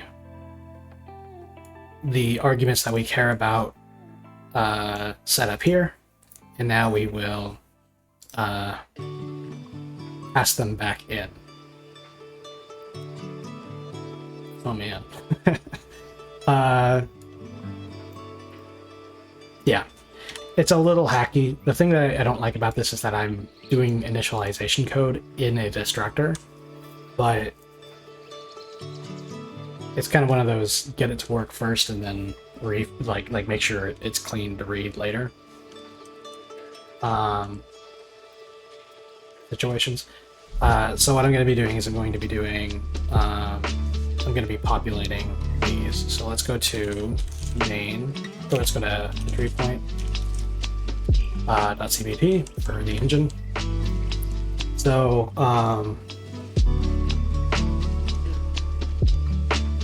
actually I'll do it in the editor instead because it's not grayed out because for my current build target. So this might be a little bit interesting to you. In particular, just like learning about game engines and stuff. This is the way that I populate my command line options. I have a loop that reads through all of my command line arguments from the main entry point, and then we just populate the data structure directly with the arguments. Here we go. And the way that I do this is that I enforce a standard for the arguments. So this is, I think, from Linux World, where you do 2 different versions of a command. There's the long one that's specified by --, and then you can type in a longer name after that. And then there's dash with a single letter. Generally, if there's multiple levels of a particular command, they'll use the lowercase for the more restricted one and the uppercase for the more robust one, I guess. So like you might use L, like lowercase for a command that is supposed to work within a narrower scope with fewer permissions, and then a capital if you're trying to deal with, you're trying to like get rid of extraneous warnings or something. So I actually enforce that standard. Anything that doesn't begin with a dash is not considered an option. So here we got, when we're parsing through, we check to see if the first character is a dash. If it is a dash, then we pass it in as a new option. Otherwise, we will add it to the list of arguments to the last discovered option. Cool. So what I'm doing here in this case is I am coming back to the setup code. I'm just going to copy and paste because I haven't touched this code in a very long time, so I don't even remember the names of all the data structures that I'm changing. Yeah, like that. We've got current option. I don't need that. So we need to populate back whether we're in Sandbox and whether we are in a preloaded project file, and if so, what the argument for that is. So these are done using hash names. Hash names are just string tokens for basically you provide a string name, and then at compile time it hashes so that it's just an integer and it's faster to use. Verbosity or something it is called. Yeah, I think that's right. I am not a programmer by trade. I am a sound designer and musician by trade. But yeah, I think verbosity is right. You would probably know better than I would. For the style, the Unix style command line options. But basically, I have to provide the hash of the option as a key.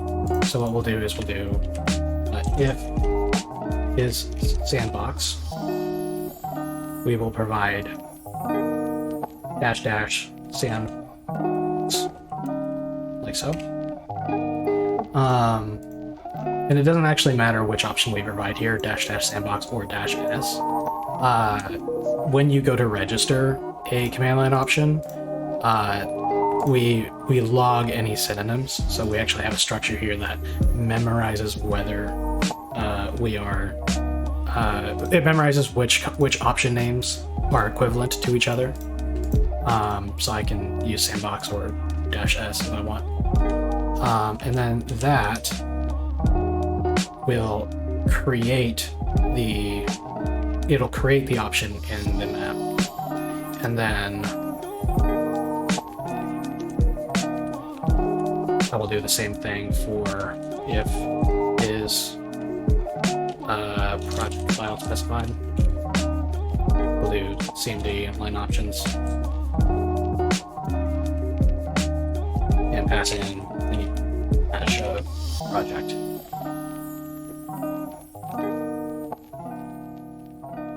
Right? Call of an object of class of type without appropriate operator. Well, I'm using the parentheses instead of the square brackets. Whoops.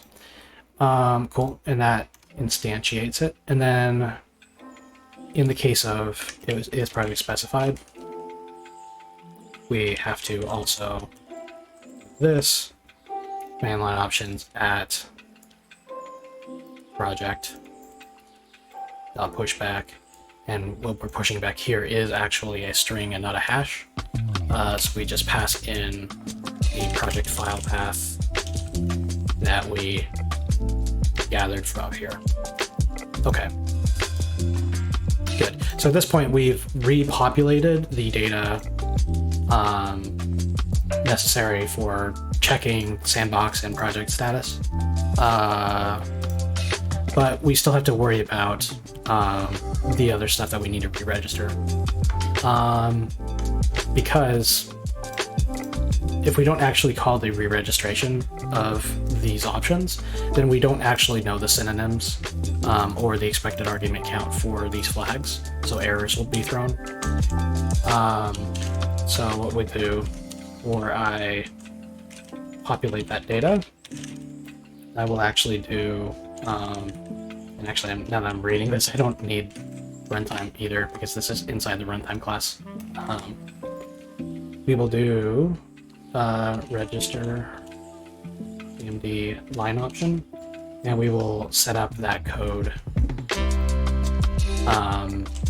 from here where we reestablish, and I'm just going to copy and paste it. We reestablish the data that goes in.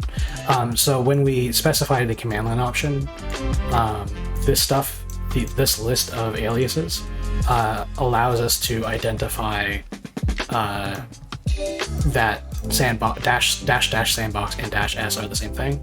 It also allows me to do error checking to ensure that the correct number of arguments are passed to the options. Did I say I was a musician or something? Yeah, I'm a sound designer and a composer, and I specialize in game sound music. yeah, this is more of a hobby. Though I am looking at some programmer and interviewing for some programmer positions now. I've never worked professionally as a programmer.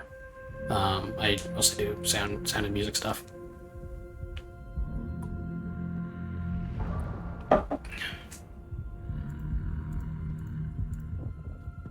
Yeah, so this should be all good. So this was a mess to figure out, and it's a mess to look at. And to be honest, it's not very elegant, but it's going to ensure that the command line options all work correctly after they are purged. So what we're doing is we're store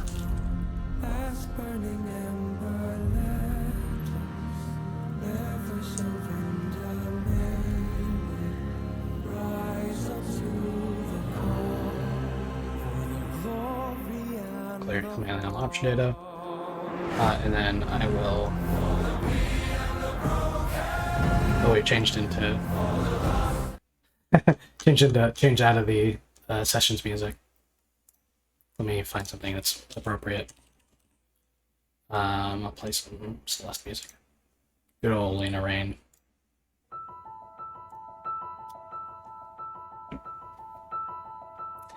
How did I get into the programming? I don't know. I just started one day. I think probably like you, I was just interested in games and you know, started looking at how people did it and then tried my hand at it. I've always been kind of technically oriented. Like I've always had a interest in understanding how the machines work and like comprehending them at very low levels. So that kind of personality trait just lines up well with programming, and so I just kind of fell into it. Though I don't really do programming much outside of the scope of games. I have done a few things for work that require programming. Usually I've been working technical support jobs to support myself. And then programming like plugins for things like I use Reaper as my preferred digital audio workstation. I now script things for it. Yeah, I just kind of fell into it.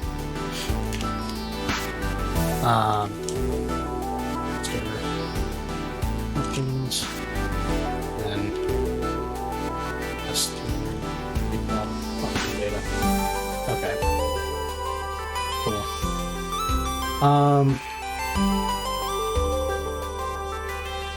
This probably is not very necessary, but I think what I want to do is I want to if def all of this to be if def ep build that or build dynamic with that outside in front of it. This is probably not critical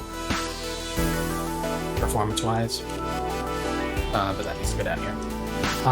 But this code really only matters in situations where we'll reload the game code, and that's when we are working in the editor, and that's when we are working with the launcher, and we're going to be hot reloading code. So what this flag does is that if EP build dynamic is defined, that means that this code was compiled for the launcher or the editor. If we are building for the standalone shipped version of the game, this code will be completely removed from the compilation process. So we won't even bother to do all of this resetting of the command line options, and it'll just shut down when you go to quit the game. Probably not a huge deal performance-wise, but I'm just gonna emphasize here using EP Build Dynamic that this code is only for the launcher and the editor. Reaper? Yeah, Reaper is a great workstation. Not everybody's into, doing their own at-home music and audio production, but Reaper is, I've only very recently started to use it. I used to use Cubase and Nuendo for my preferred software, but Reaper has got a lot going for it that I really like, and I think I'm going to be using it as my main tool going forward. Not necessarily for music stuff, but at least for my sound design work. Cool. All right, now we are like almost completely done. Now I need to implement a input cleanup and an input platform cleanup, because this stuff, I didn't even have cleanup functions for the input system, because when would I need to use it, I thought. So we'll need to deal with that now. Cool. So we'll call input cleanup, input platform cleanup. We'll do the input cleanup first and then the platform cleanup, because I think we initialize in that order. Where's the... Here. So we got input in it, and then within input in it, we do platform in it. Actually, yeah, that makes sense. So what I'll do is I'll do just input cleanup here, and then I'll implement inside of input cleanup platform cleanup. Reaper is not free, but it is very cheap. So if you want, you can evaluate it for free for 60 days. After which you should buy a license. And the personal license is $60. So it's really, yeah, it's a no-brainer on the price end, because like if you compare that to like, you know, what Pro Tools and what Nuendo and Cubase cost, those cost, you know, hundreds and hundreds of dollars, right?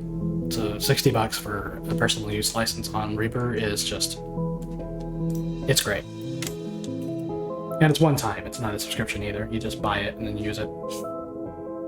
But anyway, let me head to input.h. And start implementing this stuff. So we have input, init, platform init, and now we need static void cleanup and static void platform. Okay. So we'll get to input.cpp, and then there's init, there's update, and I'll do void put cleanup. So, and now we have a cleanup method. And then I'll do platform cleanup. That's the first call.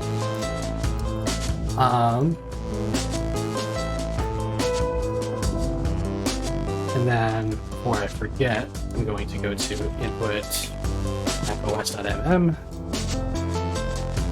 So this is the low-level platform-specific code for macOS.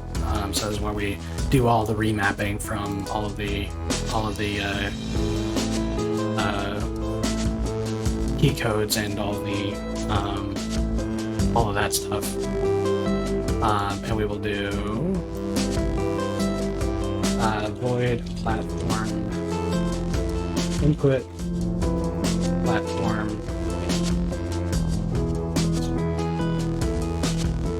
That should be fine.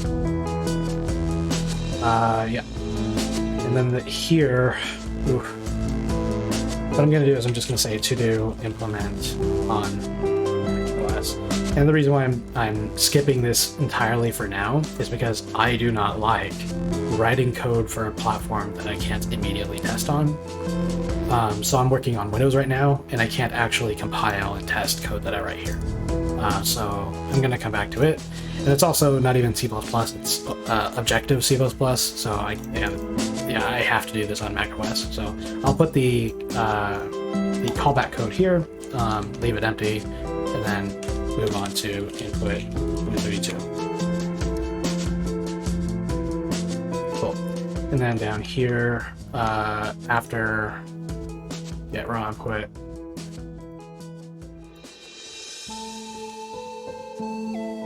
yeah, after get raw input.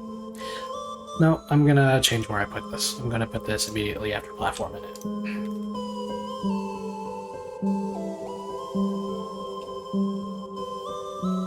Down here.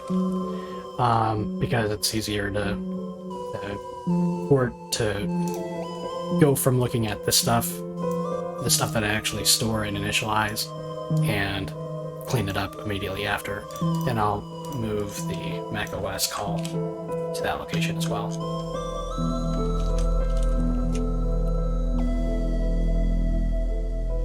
Here. Cool. Then close on that, and on the Windows side, what do we need to do? Okay, so the first thing that we need to deal with is unregistering these raw input device items. Yeah, nobody likes to write platform-related code. Yeah, for this project, I kind of wanted to know how every little thing worked. So I don't use a windowing library. I do the windowing myself. And I do input gathering myself. So it's all per platform stuff. But yeah, it's like, it was a steep learning curve for sure, to be able to get all this stuff working.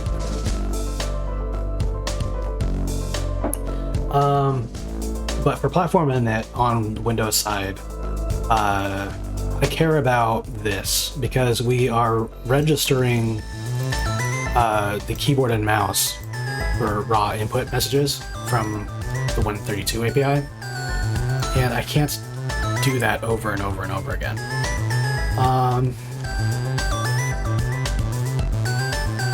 So I can go back and unregister this, and that would be done by using register raw input devices with the use flag. I think I would like do or OXL1, I think is what it was.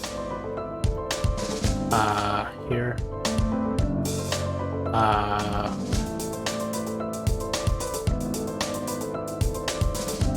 I'm not seeing it.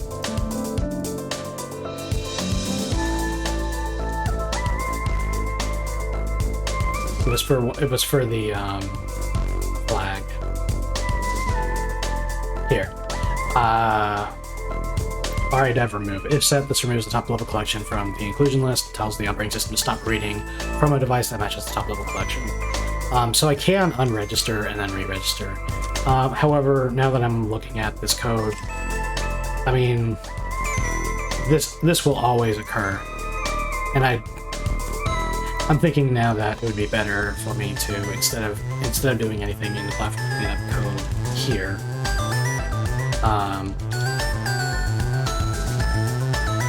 left intentionally blank, I should just do just store a little state to ensure that this is only being done one time. So what I could do, device size of false. I think what I'll just do is I'll do a static bool. So inside of here, we'll say is already initialized equals false. And then we will do a check if is already initialized. It's false, then we will do all the rest of this.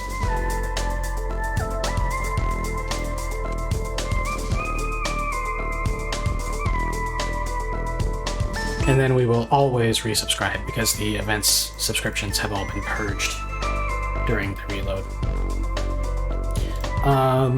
Cool. And then at the bottom of this, we will say is already initialized equals true. Yeah. And I out of habit, I want to remove this sort of code from static builds, but it would be harder to implement than it is worth here, because adding those if defs on the top and the bottom would just make this ugly to read. So I'm just gonna leave it like this. Okay, cool. And then left intentionally blank on the platform cleanup code because I don't actually need to do anything here yet. Now that I'm thinking about it, I'm gonna take a look at that macOS code again, because I don't actually know off the top of my head whether I need the platform cleanup method in here either. If I don't, then I just won't implement that method. So we got the input gamepads array. So and this is Objective C code, which is its own thing. It's its own language. So this might be a little hard to parse if you're from C++ land. So what we do is we add observers for GC controller did connect notifications. We get notifications from connected game controllers. And then when we do that, it actually automatically populates, I believe. I'm a little vague on that. Somehow I get all of the gamepads that are currently connected. Oh, here's where I do it. So actually, after setting up all of the callback registration, we come down here and okay. So yeah, I think that this is. I think we can handle this the same way I did on Windows, and it's simple enough to implement that I can confidently do it without worrying about breaking something. The static bool is, and I'll copy and paste and use the exact same name, is already initialized equals to false, and then down here we'll say if we're not already initialized, then we will do all of this business here. And then for some reason in VS Code, I can't get it to automatically indent when I do that, when I put a closing brace. Maybe there's a Visual Studio code extension that does that, but I have to actually manually tab everything in whenever I do this. But yeah, so we wrapped all of this stuff, which is handling the observers for device connections and disconnections and initial gamepad registration. And then down here, we take care to resubscribe to the enterprise events, where macOS key events and macOS flags changed events, those actually go through the enterprise events system, and that needs to be resubscribed when we reload the game. Okay, cool. That's good. Simple enough. And I can get rid of this. And close it. And get rid of that call. Cool. So now all we need to do is the input system cleanup stuff. And I will follow suit with what I did on the platform-specific files and the cleanup immediately after the init. So what do we got? We got platform init, which we just took care of that. We have these events subscriptions. That's going to be rehandled anyway. There's bind controller. So actually, I think that's the only thing we need to worry about right now. So what we need to do is we need to unbind controller. And that's going to be controller ID 1. And stream ID. There we go. Basically just because we're going to be resubscribing the we're going to be resubscribing the keyboard and mouse as the player 1 input. That's all this does. Oh, except for I don't need to do the stream ID on bind. Basically on the bind and unbind, you bind a controller, so a specific gamepad or keyboard and mouse, which is to a player, and if you unbind the controller, it'll just unbind it from whatever player it is bound to. Okay, so that's working. Good. I think it's literally all I need from that, because this is purged from the event system code. Alright, cool. That's good. Save, that's probably fine. Save and close it, and get rid of the platform cleanup method, which I'm not using anymore. Alright, and heading back to this guy. Okay, yeah. Input and state manager cleanup, scene manager cleanup. Let me just quickly go through and make sure that these do what they need to.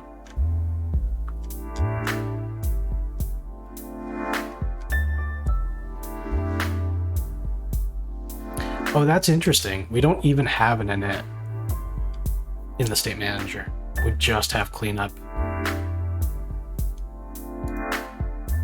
But let's take a look at what cleanup does. Cleanup goes through every state in the state list, which was registered. Yeah, that's good. That's fine.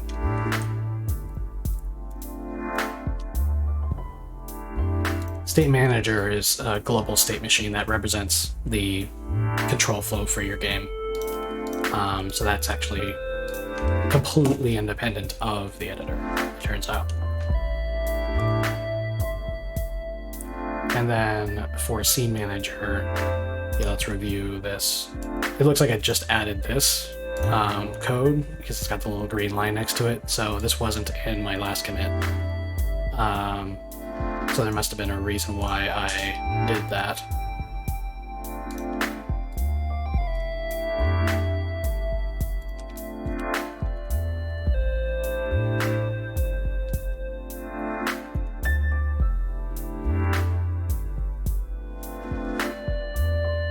Here we go.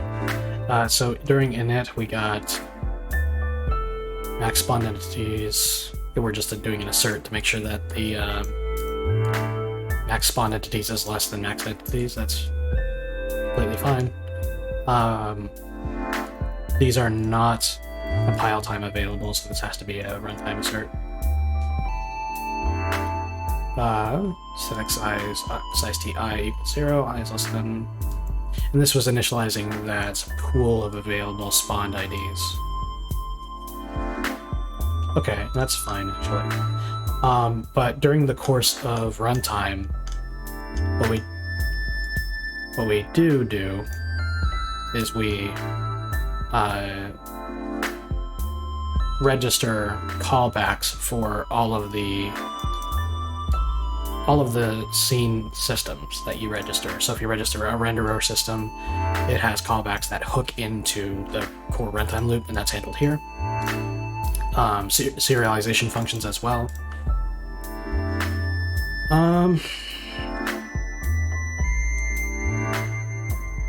I think that's all I really need to worry about. Let me go to the editor real quick and think through what the API actually does.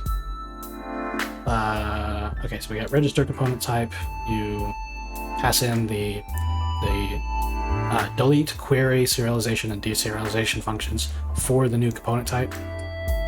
So that's registered in these function pointers, which are in the cleanup method already. And then when you go to create an entity, you position, rotation, scale, so the transform for the entity. So the entities need to be cleaned up. That's something to consider. Am I dealing with that? Entity pool. It doesn't look like I am, so I'm gonna need to do that now.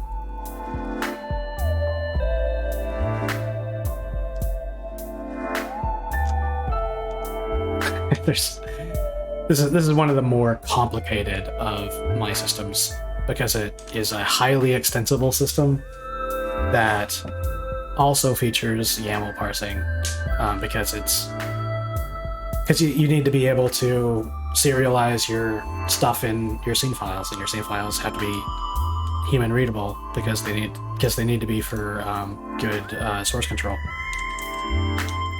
But entity pool.erase needs to be called, and right, is it a vector? Oh, erase is after deleting a single element. I need to clear. And then there's other things. So entity indices, that's fine, I believe. because that gets reinitialized and not resized.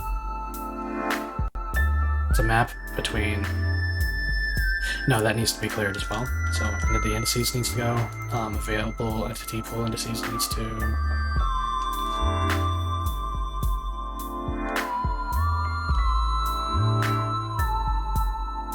I'll deal with these one at a time, so don't get confused.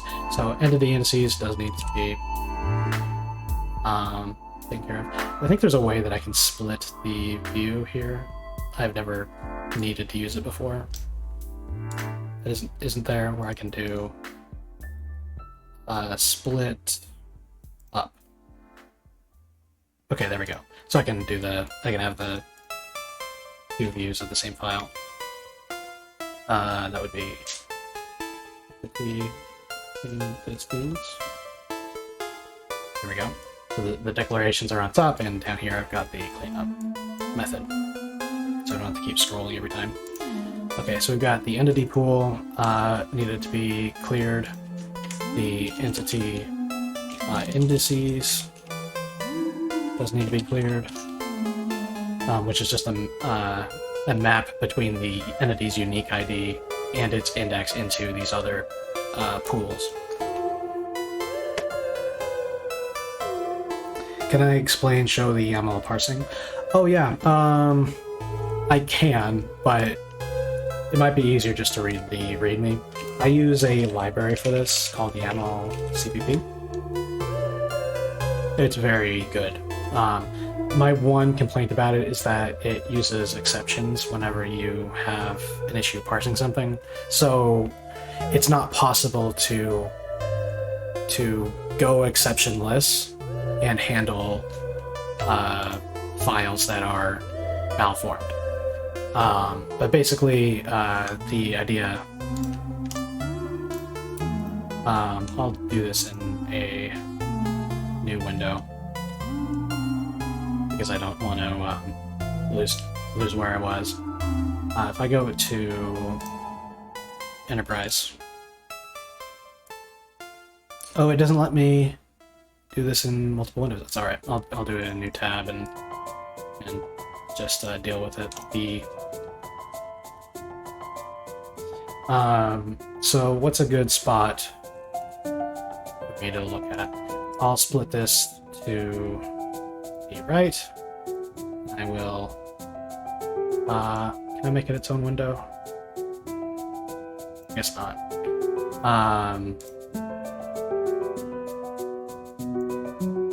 No, this is frustrating. I just want another instance of this window. So let's do new window, and I'll just open up the file directly instead of opening up the folder.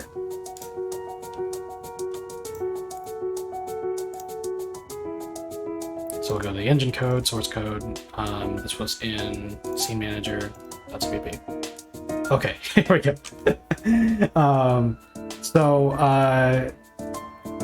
The way that the YAML parsing works is basically you have a class called a YAML node. And the IntelliSense isn't going to work on this file because I'm not in the folder. I just got the file opened up on a lone editor. And then you can pass in the text of the YAML file. So in this case, load entities from YAML, I am passing in a string that I've already loaded up from a YAML file. And just for the sake of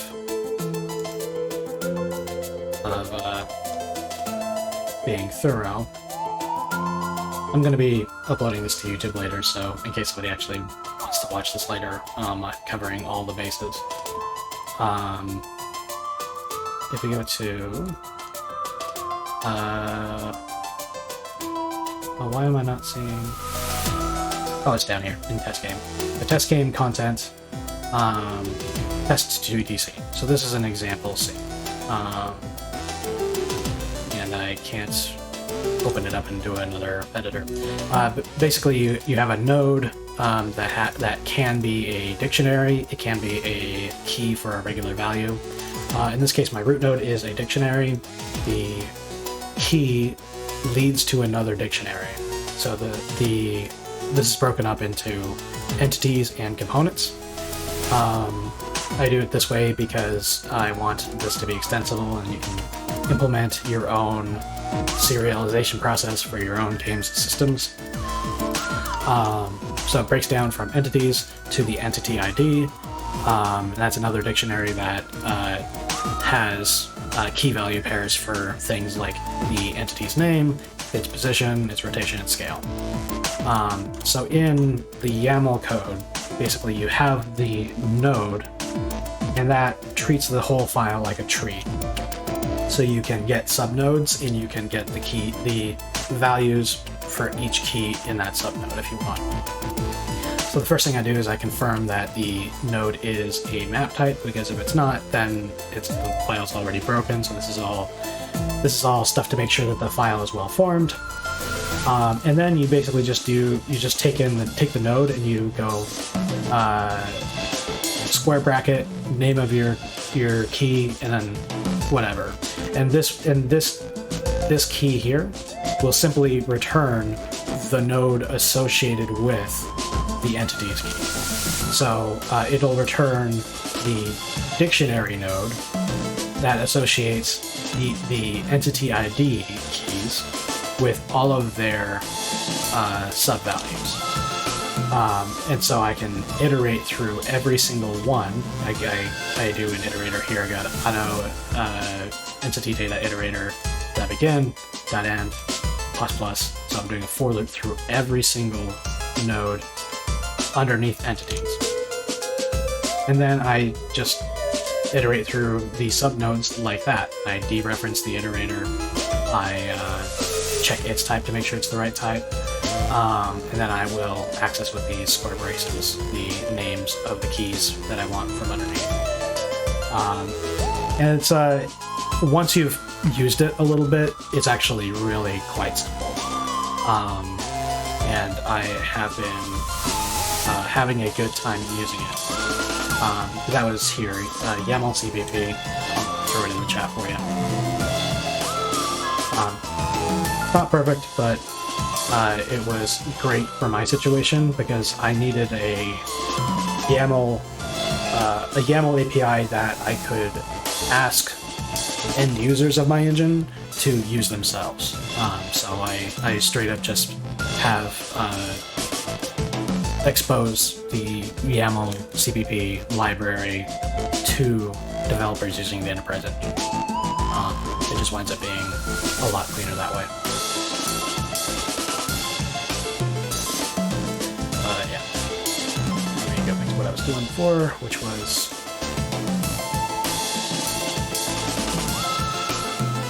here. Alright, and so entity indices, that's a map associating entity IDs. Yeah, you're welcome. That's a map associating the entity IDs with the indices in these pools. Available entity pool indices. Available. So these are initialized to be the size of max entities and max spawned entities, but they don't get reinitialized. So during init, all we do is we set the values of every single element in these, but during the course of runtime, those get popped and pushed quite a lot. So, right, okay, so I'm figuring this out. So what I need to do on these guys is I need to first do erase. Or sorry, not erase. I keep using erase when I mean clear.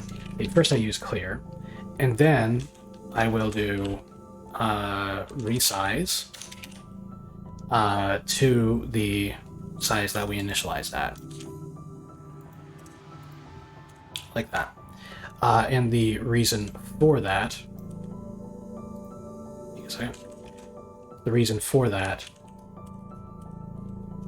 is because the next time we go through this loop, when we go to reload the game module and recreate the runtime, the init call will assume that the size is correct, and just directly set all of the members sequentially.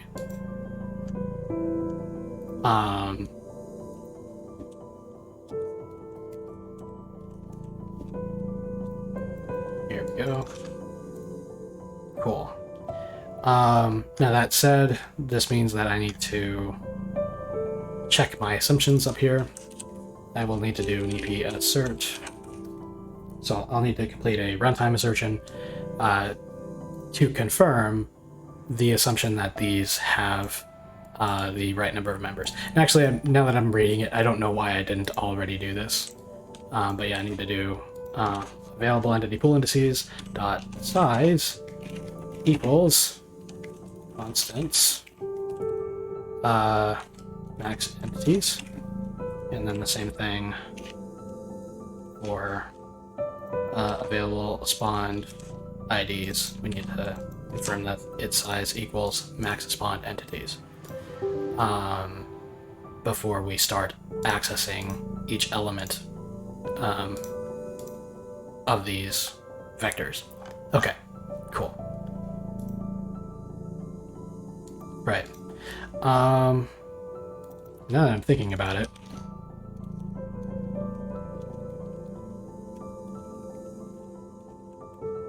I think you actually can directly go to, yeah, what am I saying? I don't need to do the clear. I can skip that. The only thing that's important for this step is to ensure that I have the correct count of elements when I go back to init. Because no matter what values they are, they will be reinitialized in init. So I am good there.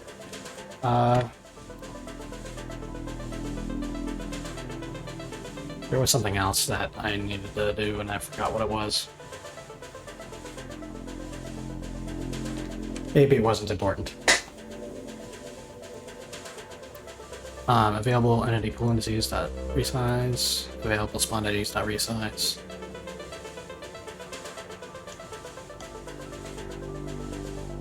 Yeah, okay, I think that's fine. Save that. Now I'm actually getting a little concerned about the entity indices, because I had assumed that these indices corresponded to the indexes in here, but they don't. These are differently sized pools. So there's actually another pool that I'm forgetting about. Wait, no, entity indices corresponds to the entity pool of above. That makes sense. Okay, so we're all set. Entity indices. We clear it because there's no entities to index into the pool. The entity pool... Oh, okay, hang on. The entity pool needs to be resized. Yeah. So this is a similar situation to these. The entity pool itself, being just a regular object pool, it's already... All of the objects that you will ever allocate are already allocated at the start.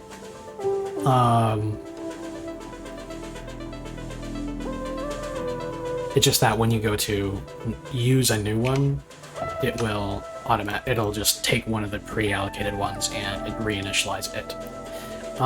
So actually, now I'm thinking about that, it's a pool, so I can just leave that clear as well. I don't have to reinitialize that. I don't have to do anything because the entities are all reinitialized separately.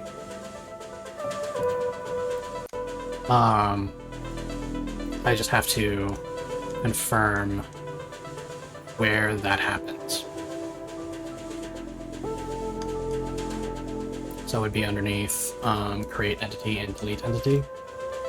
Okay, create entity, we get a spawned entity ID, which is good.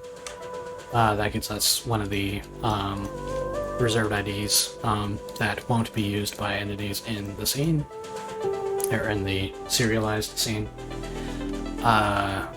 We then go into the available pool entities. We get the back one. Oh wait, this is the...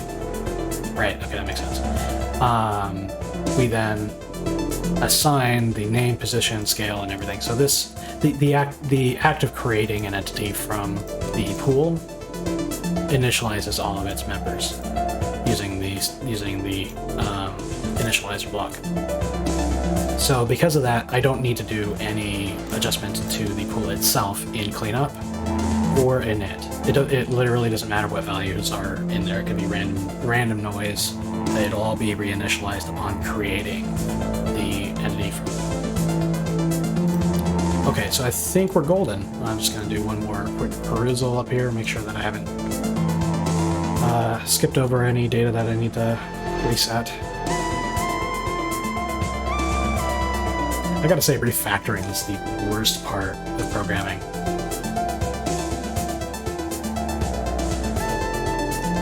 Actually, it's not the worst part. Setting up your build system is the worst part, at least for C++, because that's how it is for multi-platform C++. But the second worst part is refactoring old code. That just sucks.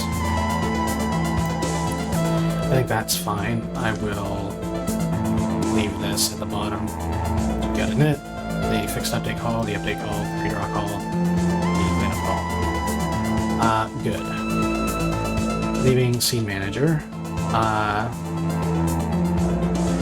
Input cleanup, state manager cleanup. I think we're probably golden at this point. Time cleanup deletes the uniform buffer. We reviewed that earlier. And then graphics cleanup. We had to do the camera UB data stack removal, and then we had to do the, yeah, okay.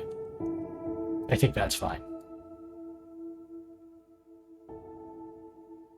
Cool. Okay, and let's review window cleanup. Okay, yeah, window cleanup might be a problem. Because when we go to set up the window... Oh no, we're fine here. When we go to create a window, we have to register a window class with Windows. So that's yeah, that's a whole thing, but we only do that once anyway, even when we're reloading, so that's okay.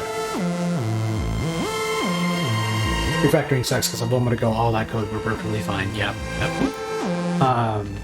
Some projects I am less worried about refactoring, like particularly projects where I do unit testing. But for this, for the game engine, unit testing is a very... You can't unit test everything in a game engine. The possibilities are just too broad for what you might do with a game engine that you can't simply write a test for every situation. So yeah, if you break something, you might not see it right away, and that's just the nature of the beast.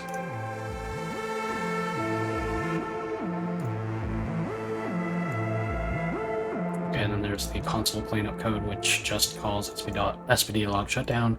That's okay. Cool. I think we're finally done after all of that. So during the okay, this is the editor runtime. We have the new helper functions, create engine runtime and recreate engine runtime, which recreate engine runtime simply just deletes and calls recreate, or calls create, and create will set the runtime is editor to true, because that's something that I just changed my mind about where I want to do that. I'm going to do that up here. You only need to do that the once. I don't want to confuse myself in the future. I'm back at this. So during the creation of the editor runtime, we set is editor to true, and then we create the engine's runtime. The engine runtime is allocated here. The constructor handles all of that initialization stuff that we were dealing with before. Immediately after doing this, we set is running to false, and this is a member variable, so it has to be done here. We're doing this because we're disabling play and editor at launch. And then we do these resubscribe, which was important because upon recreating the runtime, you have to resubscribe everything. So it's kind of an open question now, how and when other parts of the editor would resubscribe it to their events. Right now, editor quit requested, I think, is like the only one. Let me double check that.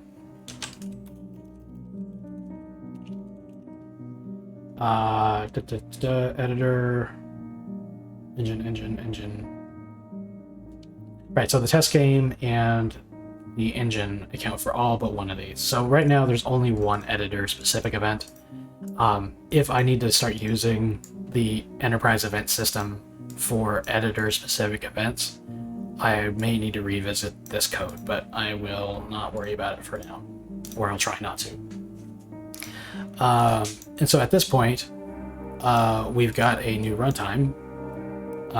We have resubscribed to the event, and we are golden. All the rest of the stuff that happens after the first time we create the runtime, we only do one time. So that means setting up the scene editor view in IMGUI, setting up the making the enterprise or the editor window visible, and other things in window init down here. Also setting up some IMGUI things. And then loading the project, which this is only done the one time. Okay. I think we're good. So save, and what am I on? Debug, clang, and I'm gonna rebuild all.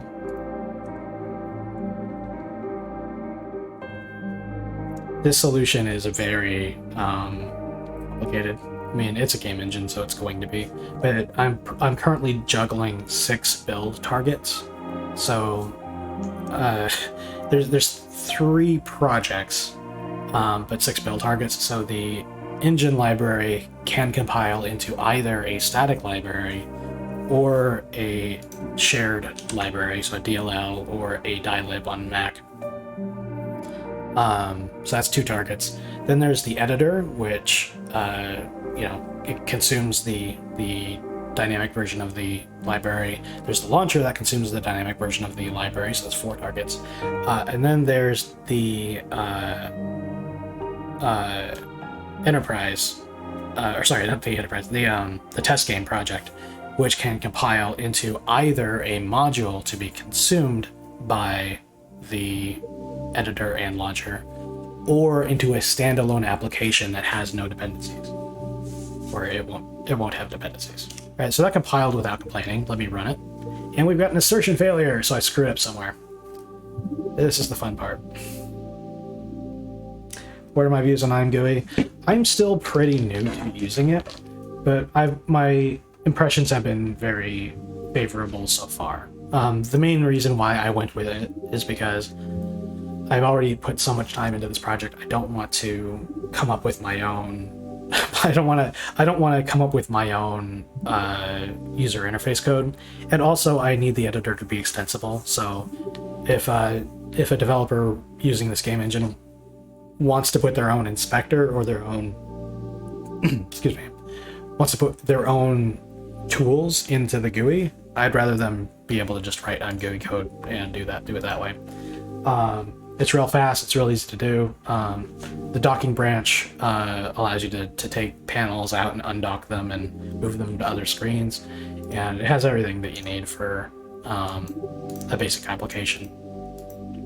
I forked the IMGUI branch for this for a couple of reasons. The first is that they didn't implement undocking on OpenGL on Win32 for some reason.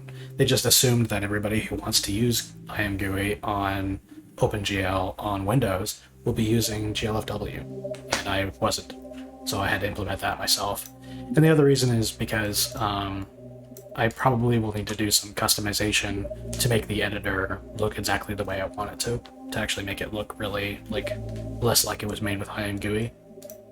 But I'll come back to that. Anyway, let's take a look what this error is. Max uniform buffer size. So we're creating a uniform buffer. The size is 204. The max uniform buffer size is set to 0. Now that is a problem. Max uniform buffer size is obviously going to be way bigger than 0. So we have an initialization problem. Stop that. Let's go to where that's defined. Here it is. So max uniform buffer size is set to 0 by default. Aha! Typo. So in graphics init, if you recall, I am only executing this code once for creating the global vertex array object. I forgot to put the exclamation point, so what I was doing was I was only calling this code if the VIO was already created, so I wasn't going through all this checking. Cool, so that's probably all it was. Let's recompile.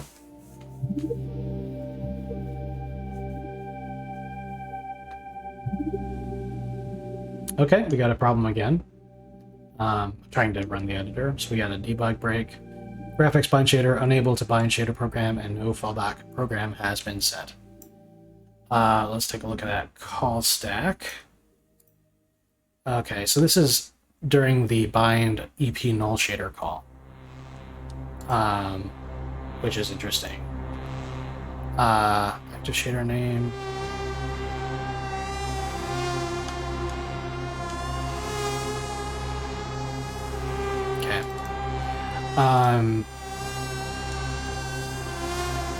In the future, I'm going to be re-handling the way I do hashing on the hash names, because the way that it is right now, you go to inspect it in the debugger, and it gives you the number and not the text.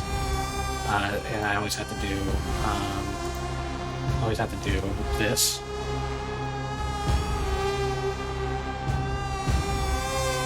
And it'll translate for me what the number represents. So this is the hash of EP null shader. So we're attempting to bind the EP null shader. Subject shader name. This program.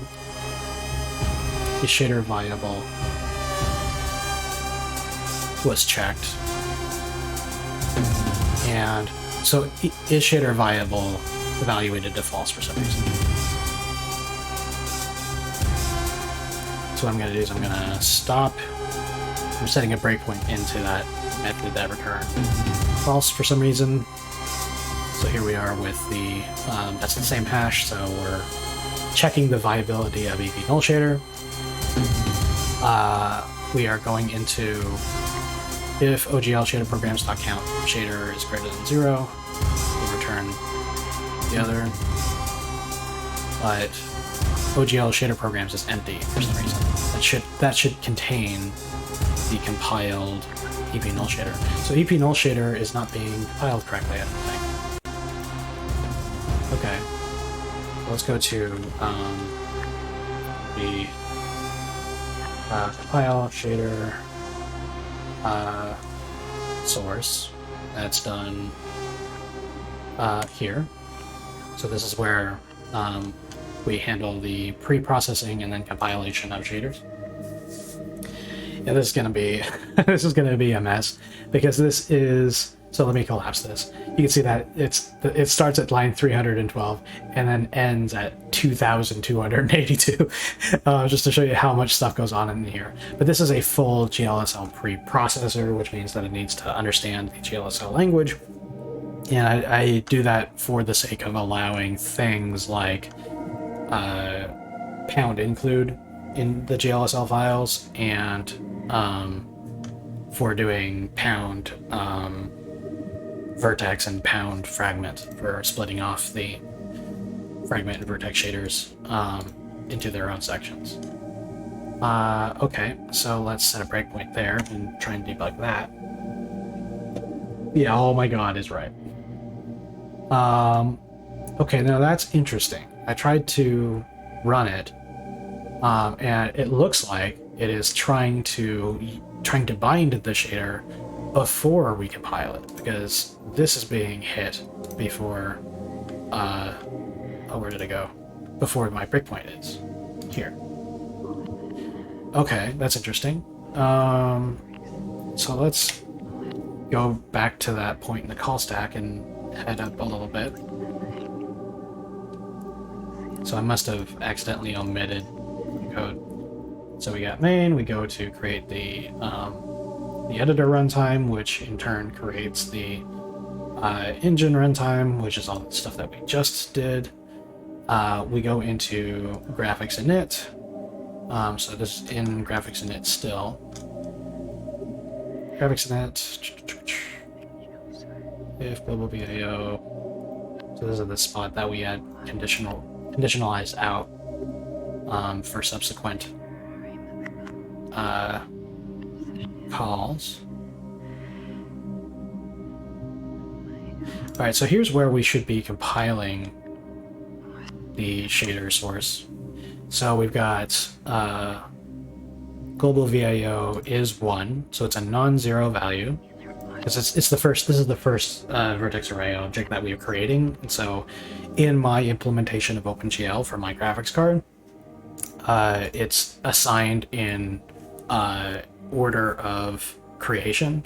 So 0 represents no vertex array object, 1 represents the first, so this is correct. We are, or we should be, going to compile shaders. Oh, I think I see what's going on here. Hang on.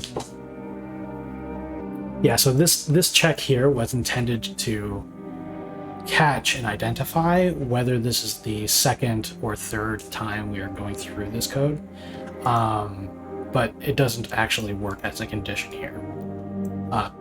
Because up here in the block of code where we used it as condition, we are actually giving it a value. So this block breaks the check that I was using down below. Okay, so we were skipping compilation. So what I need to do is I need to do the same trick I did on the input on the platform-specific code. I did a static bool is already initialized. And I don't know, these sorts of solutions feel hacky to me, but I mean, if it works, I guess. So we start with a static bool is already initialized false.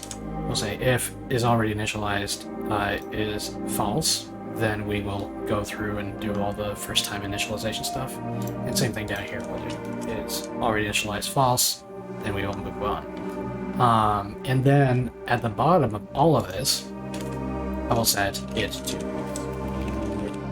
And then that'll be the check. Okay. I was worried that this was going to be a super horrible nightmare, but it might be better than that. I'm rebuilding all targets again just to make sure that it didn't break anything in the other targets. Yep, it seems to have compiled. If I go to run it, there's a. Oh, that's okay. That's the breakpoint I set. That's fine. I just forgot to clear my breakpoint. All right, continue. Yes. Okay, it's recompiled.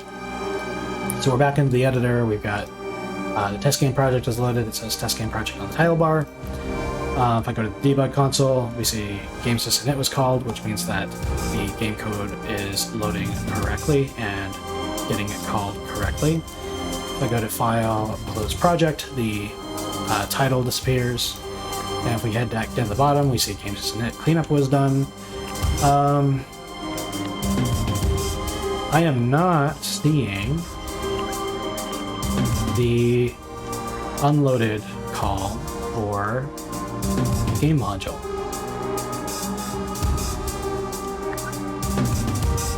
That might be a problem. Let me try loading again. Open project, open testgame.ep project, and we see a whole bunch of things just happened.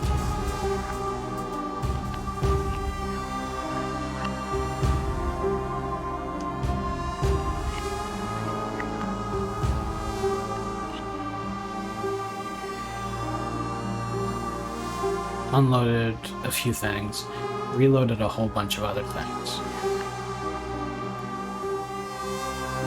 Call-based DLL. All context cannot be accessed after call completed. I don't really understand that error.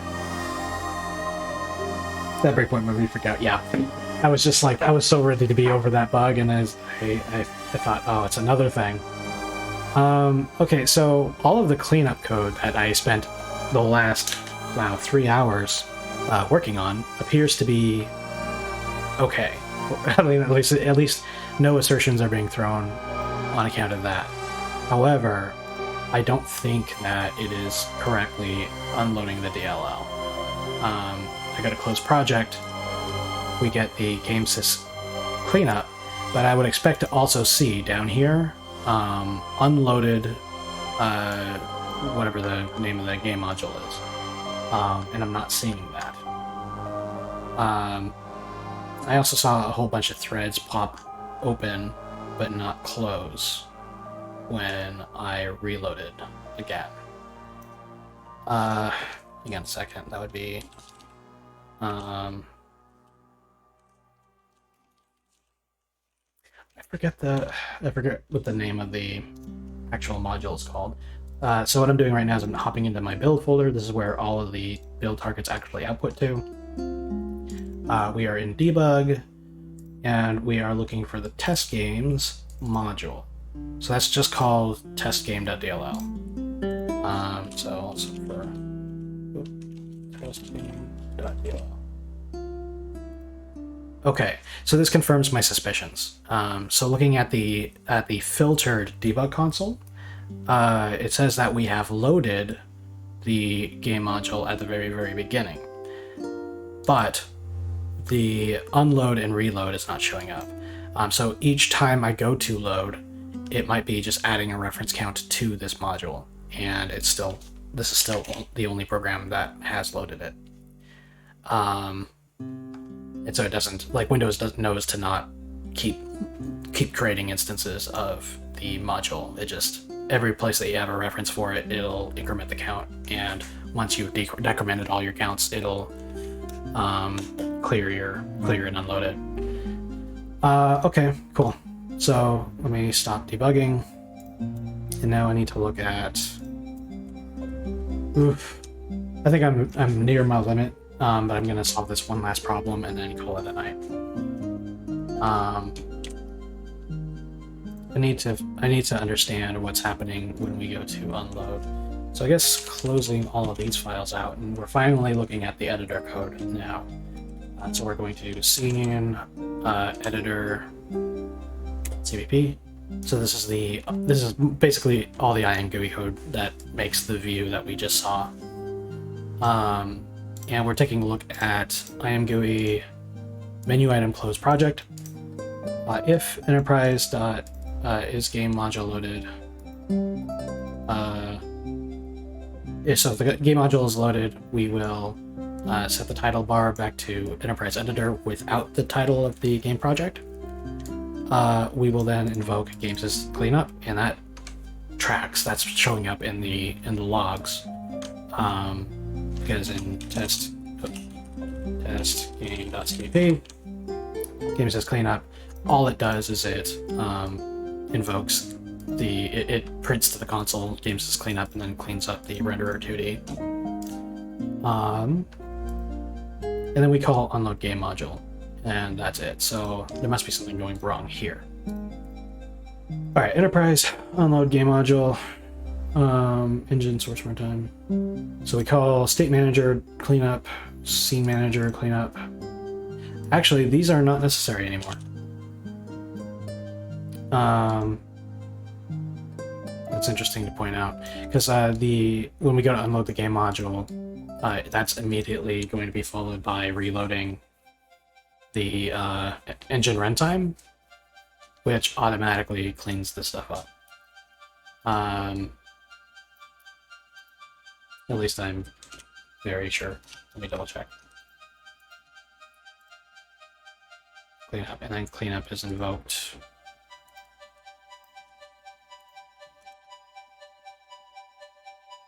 At game module, load, and runtime.cpp. Yeah, so that's invoked anyway. So that's a double cleanup that I don't need. Now for set timescale. Oh, that's something I might have forgotten to do. Did I? So in cleanup. Oh, I did. I totally forgot to set timescale. You know, I'm not going to do that here. I'm going to do that where I had it in unload game module. Set timescale has to be set back to 1 because the if you're playing a game and you abort playing the game and it was currently in a slow-mo section, we don't want it to start doing things in slow-mo when you start playing the game again.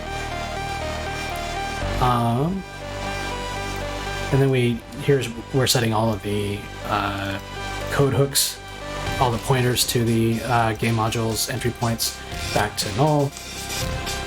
We then call free library. Okay, so I suspect that this code's not executing for some reason. I'm going to set a breakpoint and recompile and rerun.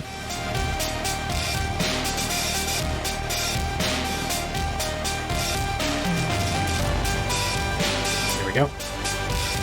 So we start with the project loaded. I go to close the project. We've hit my breakpoint. So the game module handle is still correct, it's still loaded.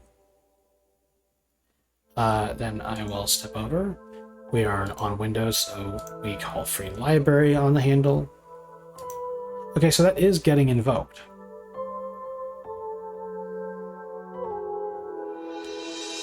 Then I would like to know why I'm not seeing that in the console. We go to the debug console, we see games just cleanup. We don't see unloaded on the module.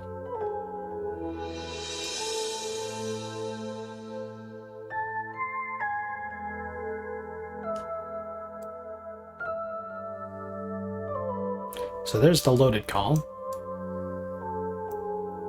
But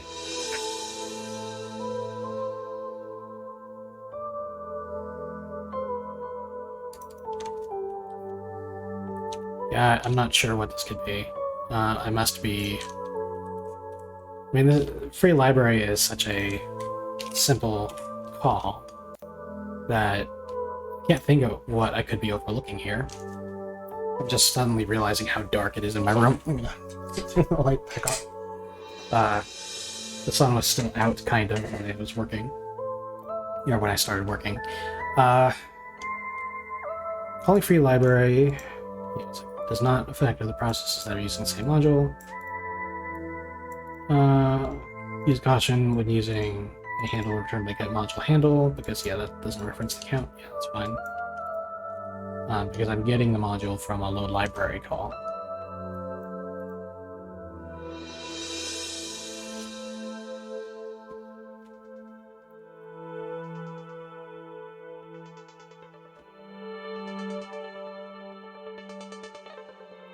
Okay, so if it succeeds, the return value is non-zero.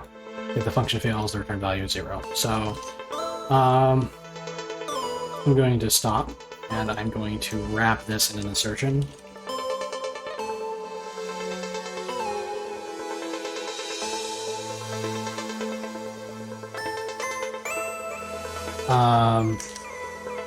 Because it says if it's fine, it's non-zero. If it fails, it's 0. And this is just evaluating the statement for non-zero-ness. So this will fail if this does. I don't think DL flows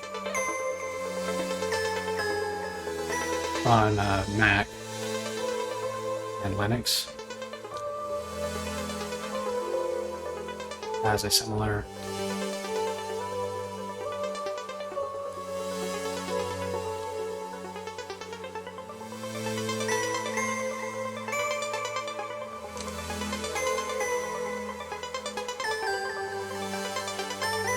Yeah, I think that uses flagging to indicate a problem. So I'll save that and I will run again.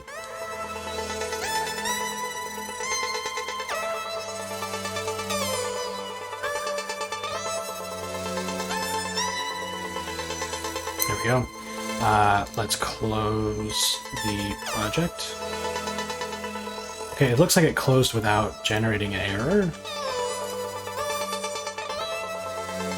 Maybe this is a debugger thing. Maybe this is a Visual Studio code thing with CMake tools.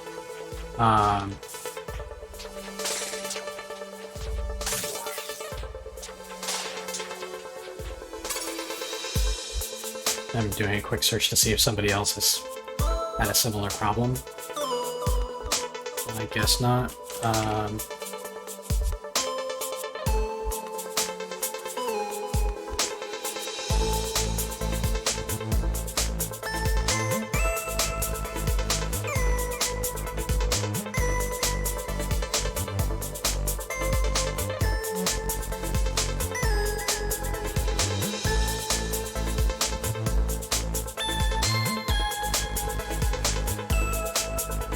Okay, so this is maybe a similar problem reported by somebody in 2016. They're doing the simple load library call to load the module. They're calling free library on it.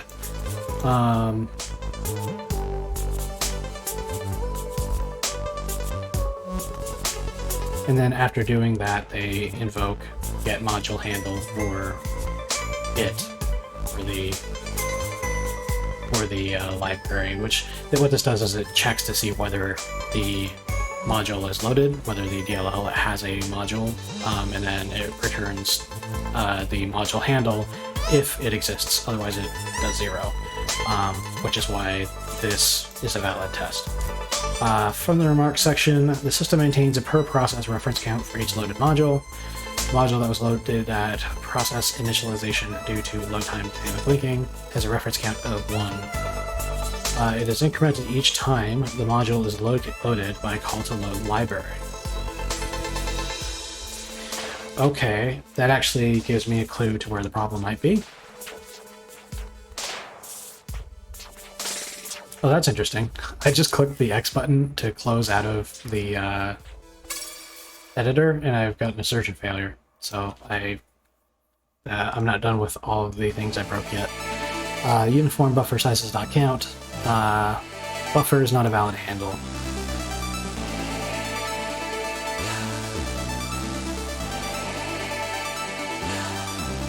Oh, that's interesting. That's from one of the delete calls I put in for the uniform buffers.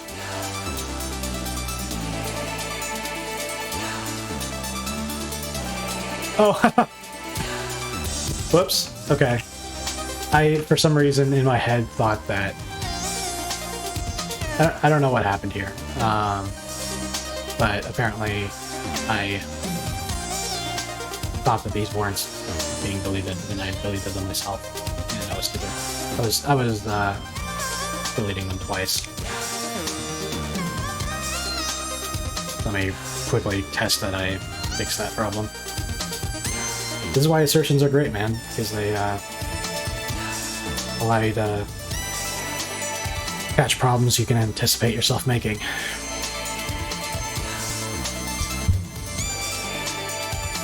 Okay, now back on track. What I'm suspecting is happening is that I am somehow calling load library on the DLL more than once, and I'm increasing my reference count to more than 1. So let's just load library and all my game code.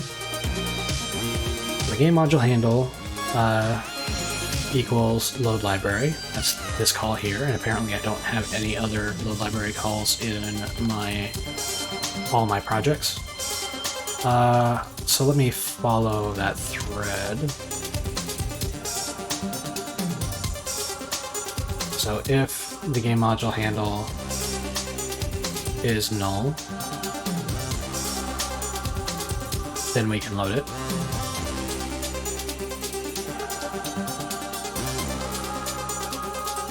This is checking the path to the project file. So this does some YAML stuff, because when I go to load the game module, I'm actually not telling it where the module is directly. I am telling it where the project file is. And that project file tells you where the module is located and what it's called. So we have to do some YAML parsing here. And then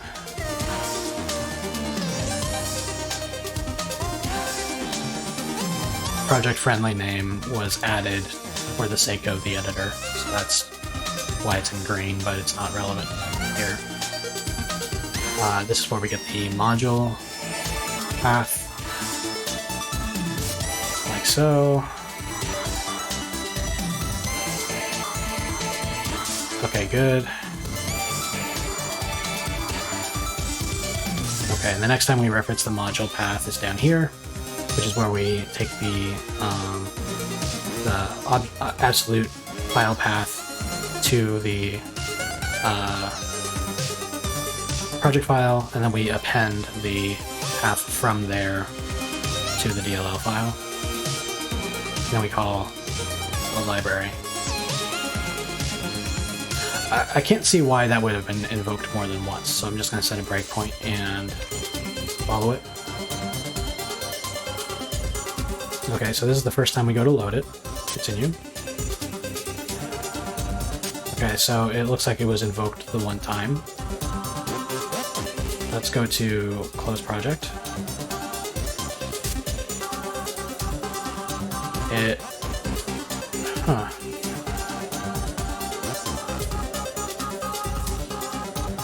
Didn't re-trigger.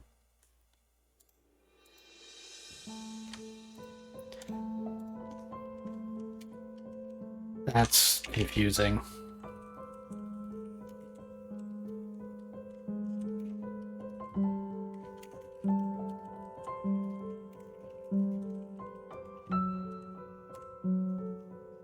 So I'm just gonna quickly log to the console. I'm gonna make it a info.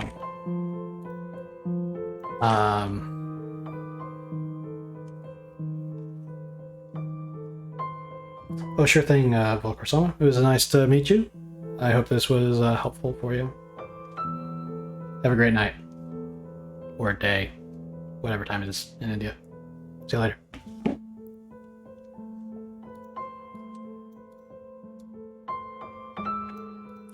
Load library called.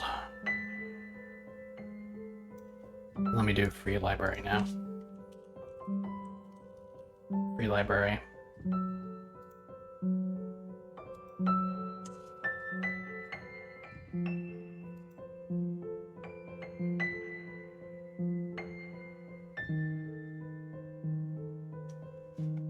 So I actually have free library located in two places. The first is here as an error condition check.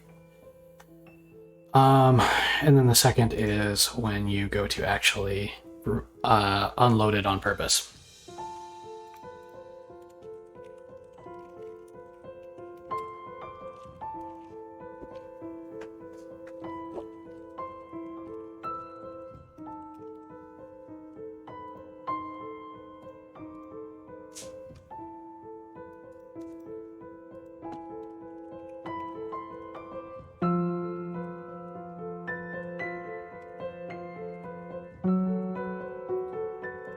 It's kind of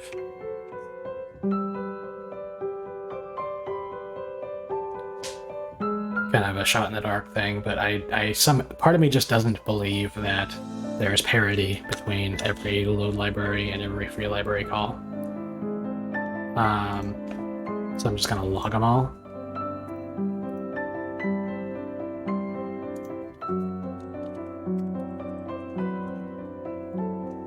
Okay, so we've had one load library called. We've got a close the project. We've got a free library invoked. Close it, and we're still left with only those two.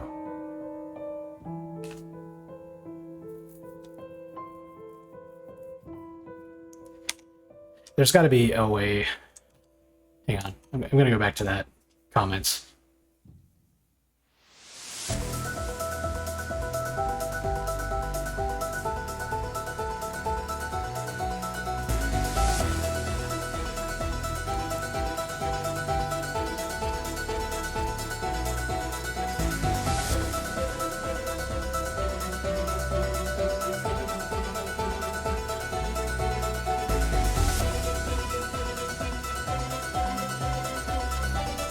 Okay, that's interesting.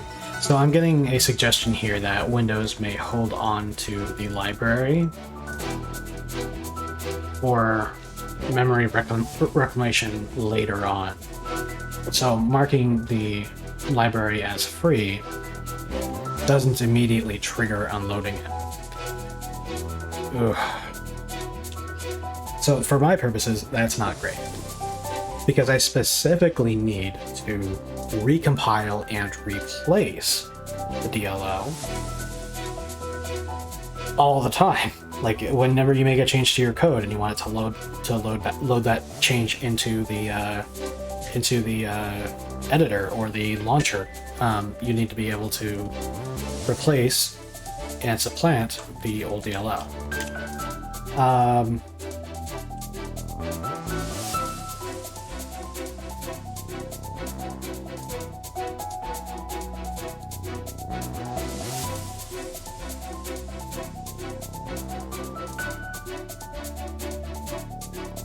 So there's a suggestion here on Stack Overflow to use Process Explorer to see whether the DLL is loaded. I've used Process Explorer before for some tech support stuff. I haven't installed it on this computer yet. But let me try it out.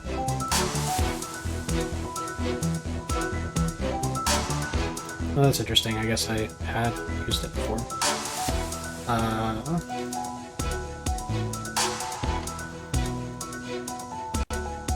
This is for sure going to be the last thing I do tonight. I think I'm spent. Okay, so system, edit, explore. Where is Enterprise? The application's running, I see it here.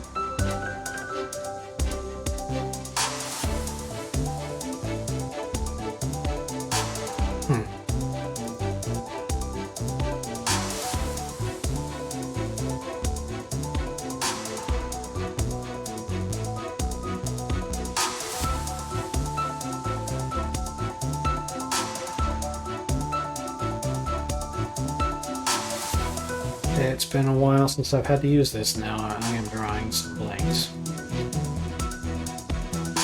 Okay, interestingly, code.exe is listed underneath fileexplorer.exe. I guess that must be because I launched code from it. I right-clicked on the folder and selected open in code. So I'm going to assume that that's the reason.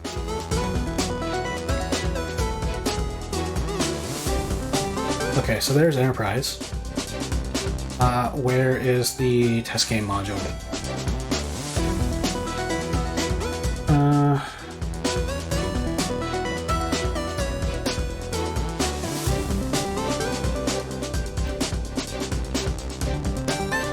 Can I see it in here?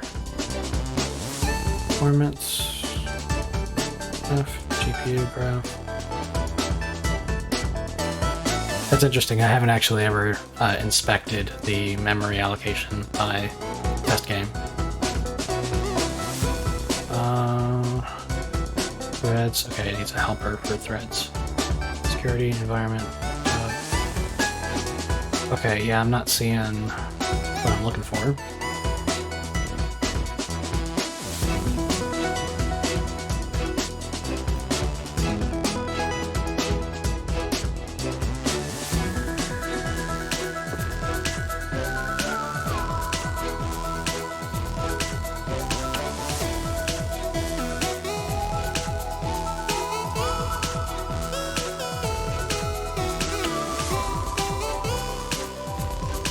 DLL view. Hang on.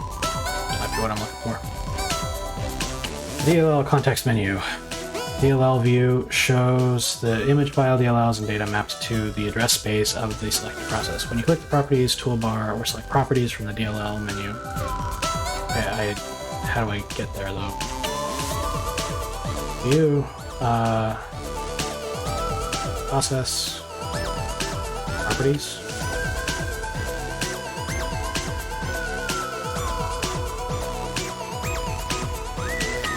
By default, the Process Explorer serves processes in the system process tree. So view, show process tree. Okay, so there's buttons up here.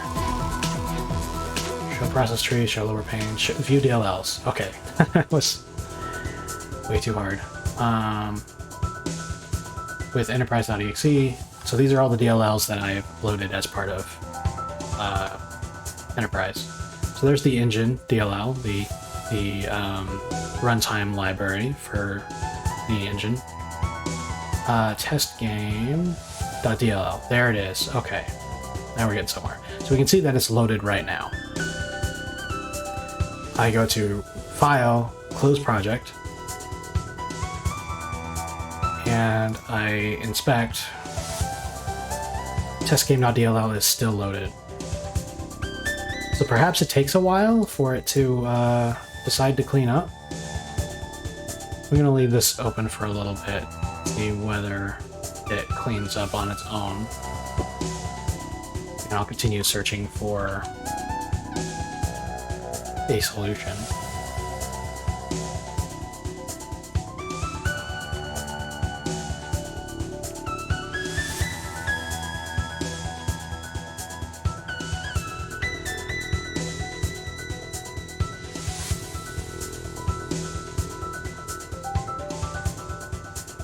Unloads any DLLs that are no longer in use and whose unload delay has expired. Okay, so there's a thing called unload delay. I'm a self-taught programmer, so this might be just one of those things that I didn't learn in Fancy Lad School. Delay, load, import settings. Linker options to control the load delaying of DLLs on runtime. So this is a compiler option, it looks like, for the MSPC linker. Here's a more general article. Linker support for delay loaded DLLs, supports the delay loading of DLLs. Relieves you of the need to use the Windows to key functions in the library and get process to implement delayed loading. Without delayed load, the only way to load a DLL as runtime is okay, cool.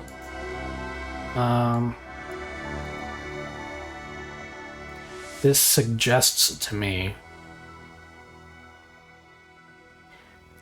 reading this article suggests that delay loading only applies to implicitly linked DLLs. Wow, it's still there. Why is that?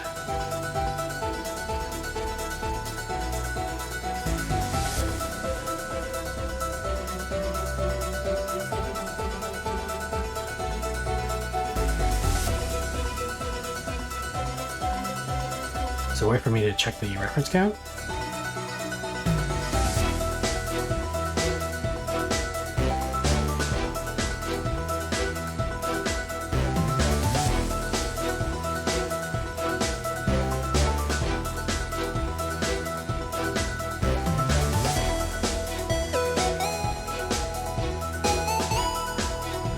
I guess not. Maybe there's a programmatic way.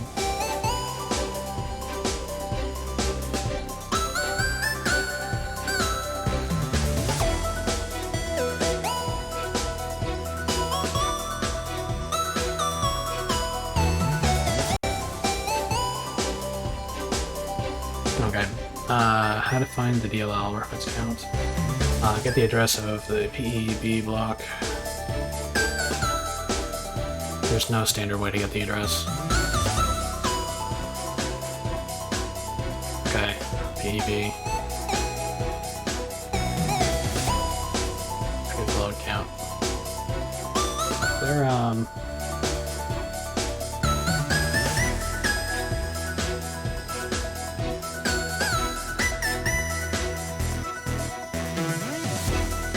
the article I just came from.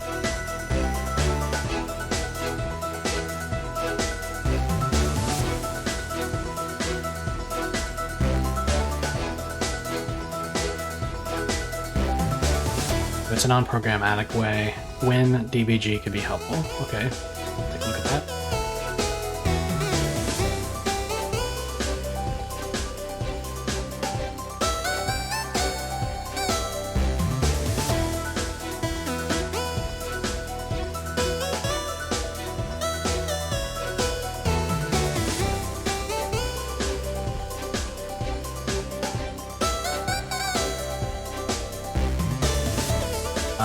That looks like something I probably don't want to install on my computer.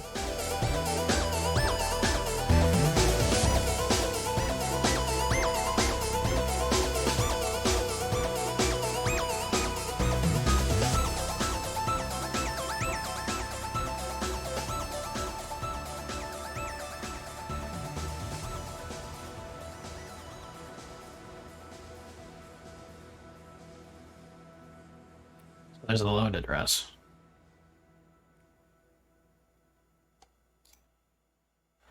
I don't get it. Maybe this will have to be a problem for another day. I'm right there on the cusp of an answer, but I need to know why the module isn't immediately unloading upon being freed. Oh, here we go.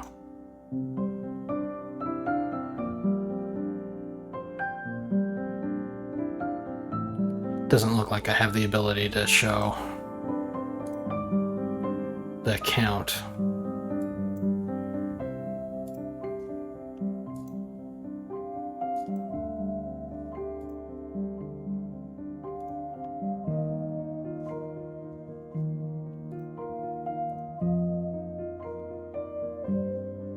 Okay. I'm gonna go ahead and call it a night. Come back to this problem later. But, you know, for what I set out to do tonight, I did a huge-ish refactor in a couple of hours that actually is working quite well. I can open and close projects without crashing, which is, you know, always good. Oh, maybe I spoke too soon. What's this? I just attempted to reload the project. Okay, there's some kinks to work out, but it's late and I'm done. Thanks for stopping by. This will be the first time I've uploaded to YouTube for a long while. For some reason, I just forgot to do that on my last couple of streams. Maybe I'll turn this into a more regular thing. Good night.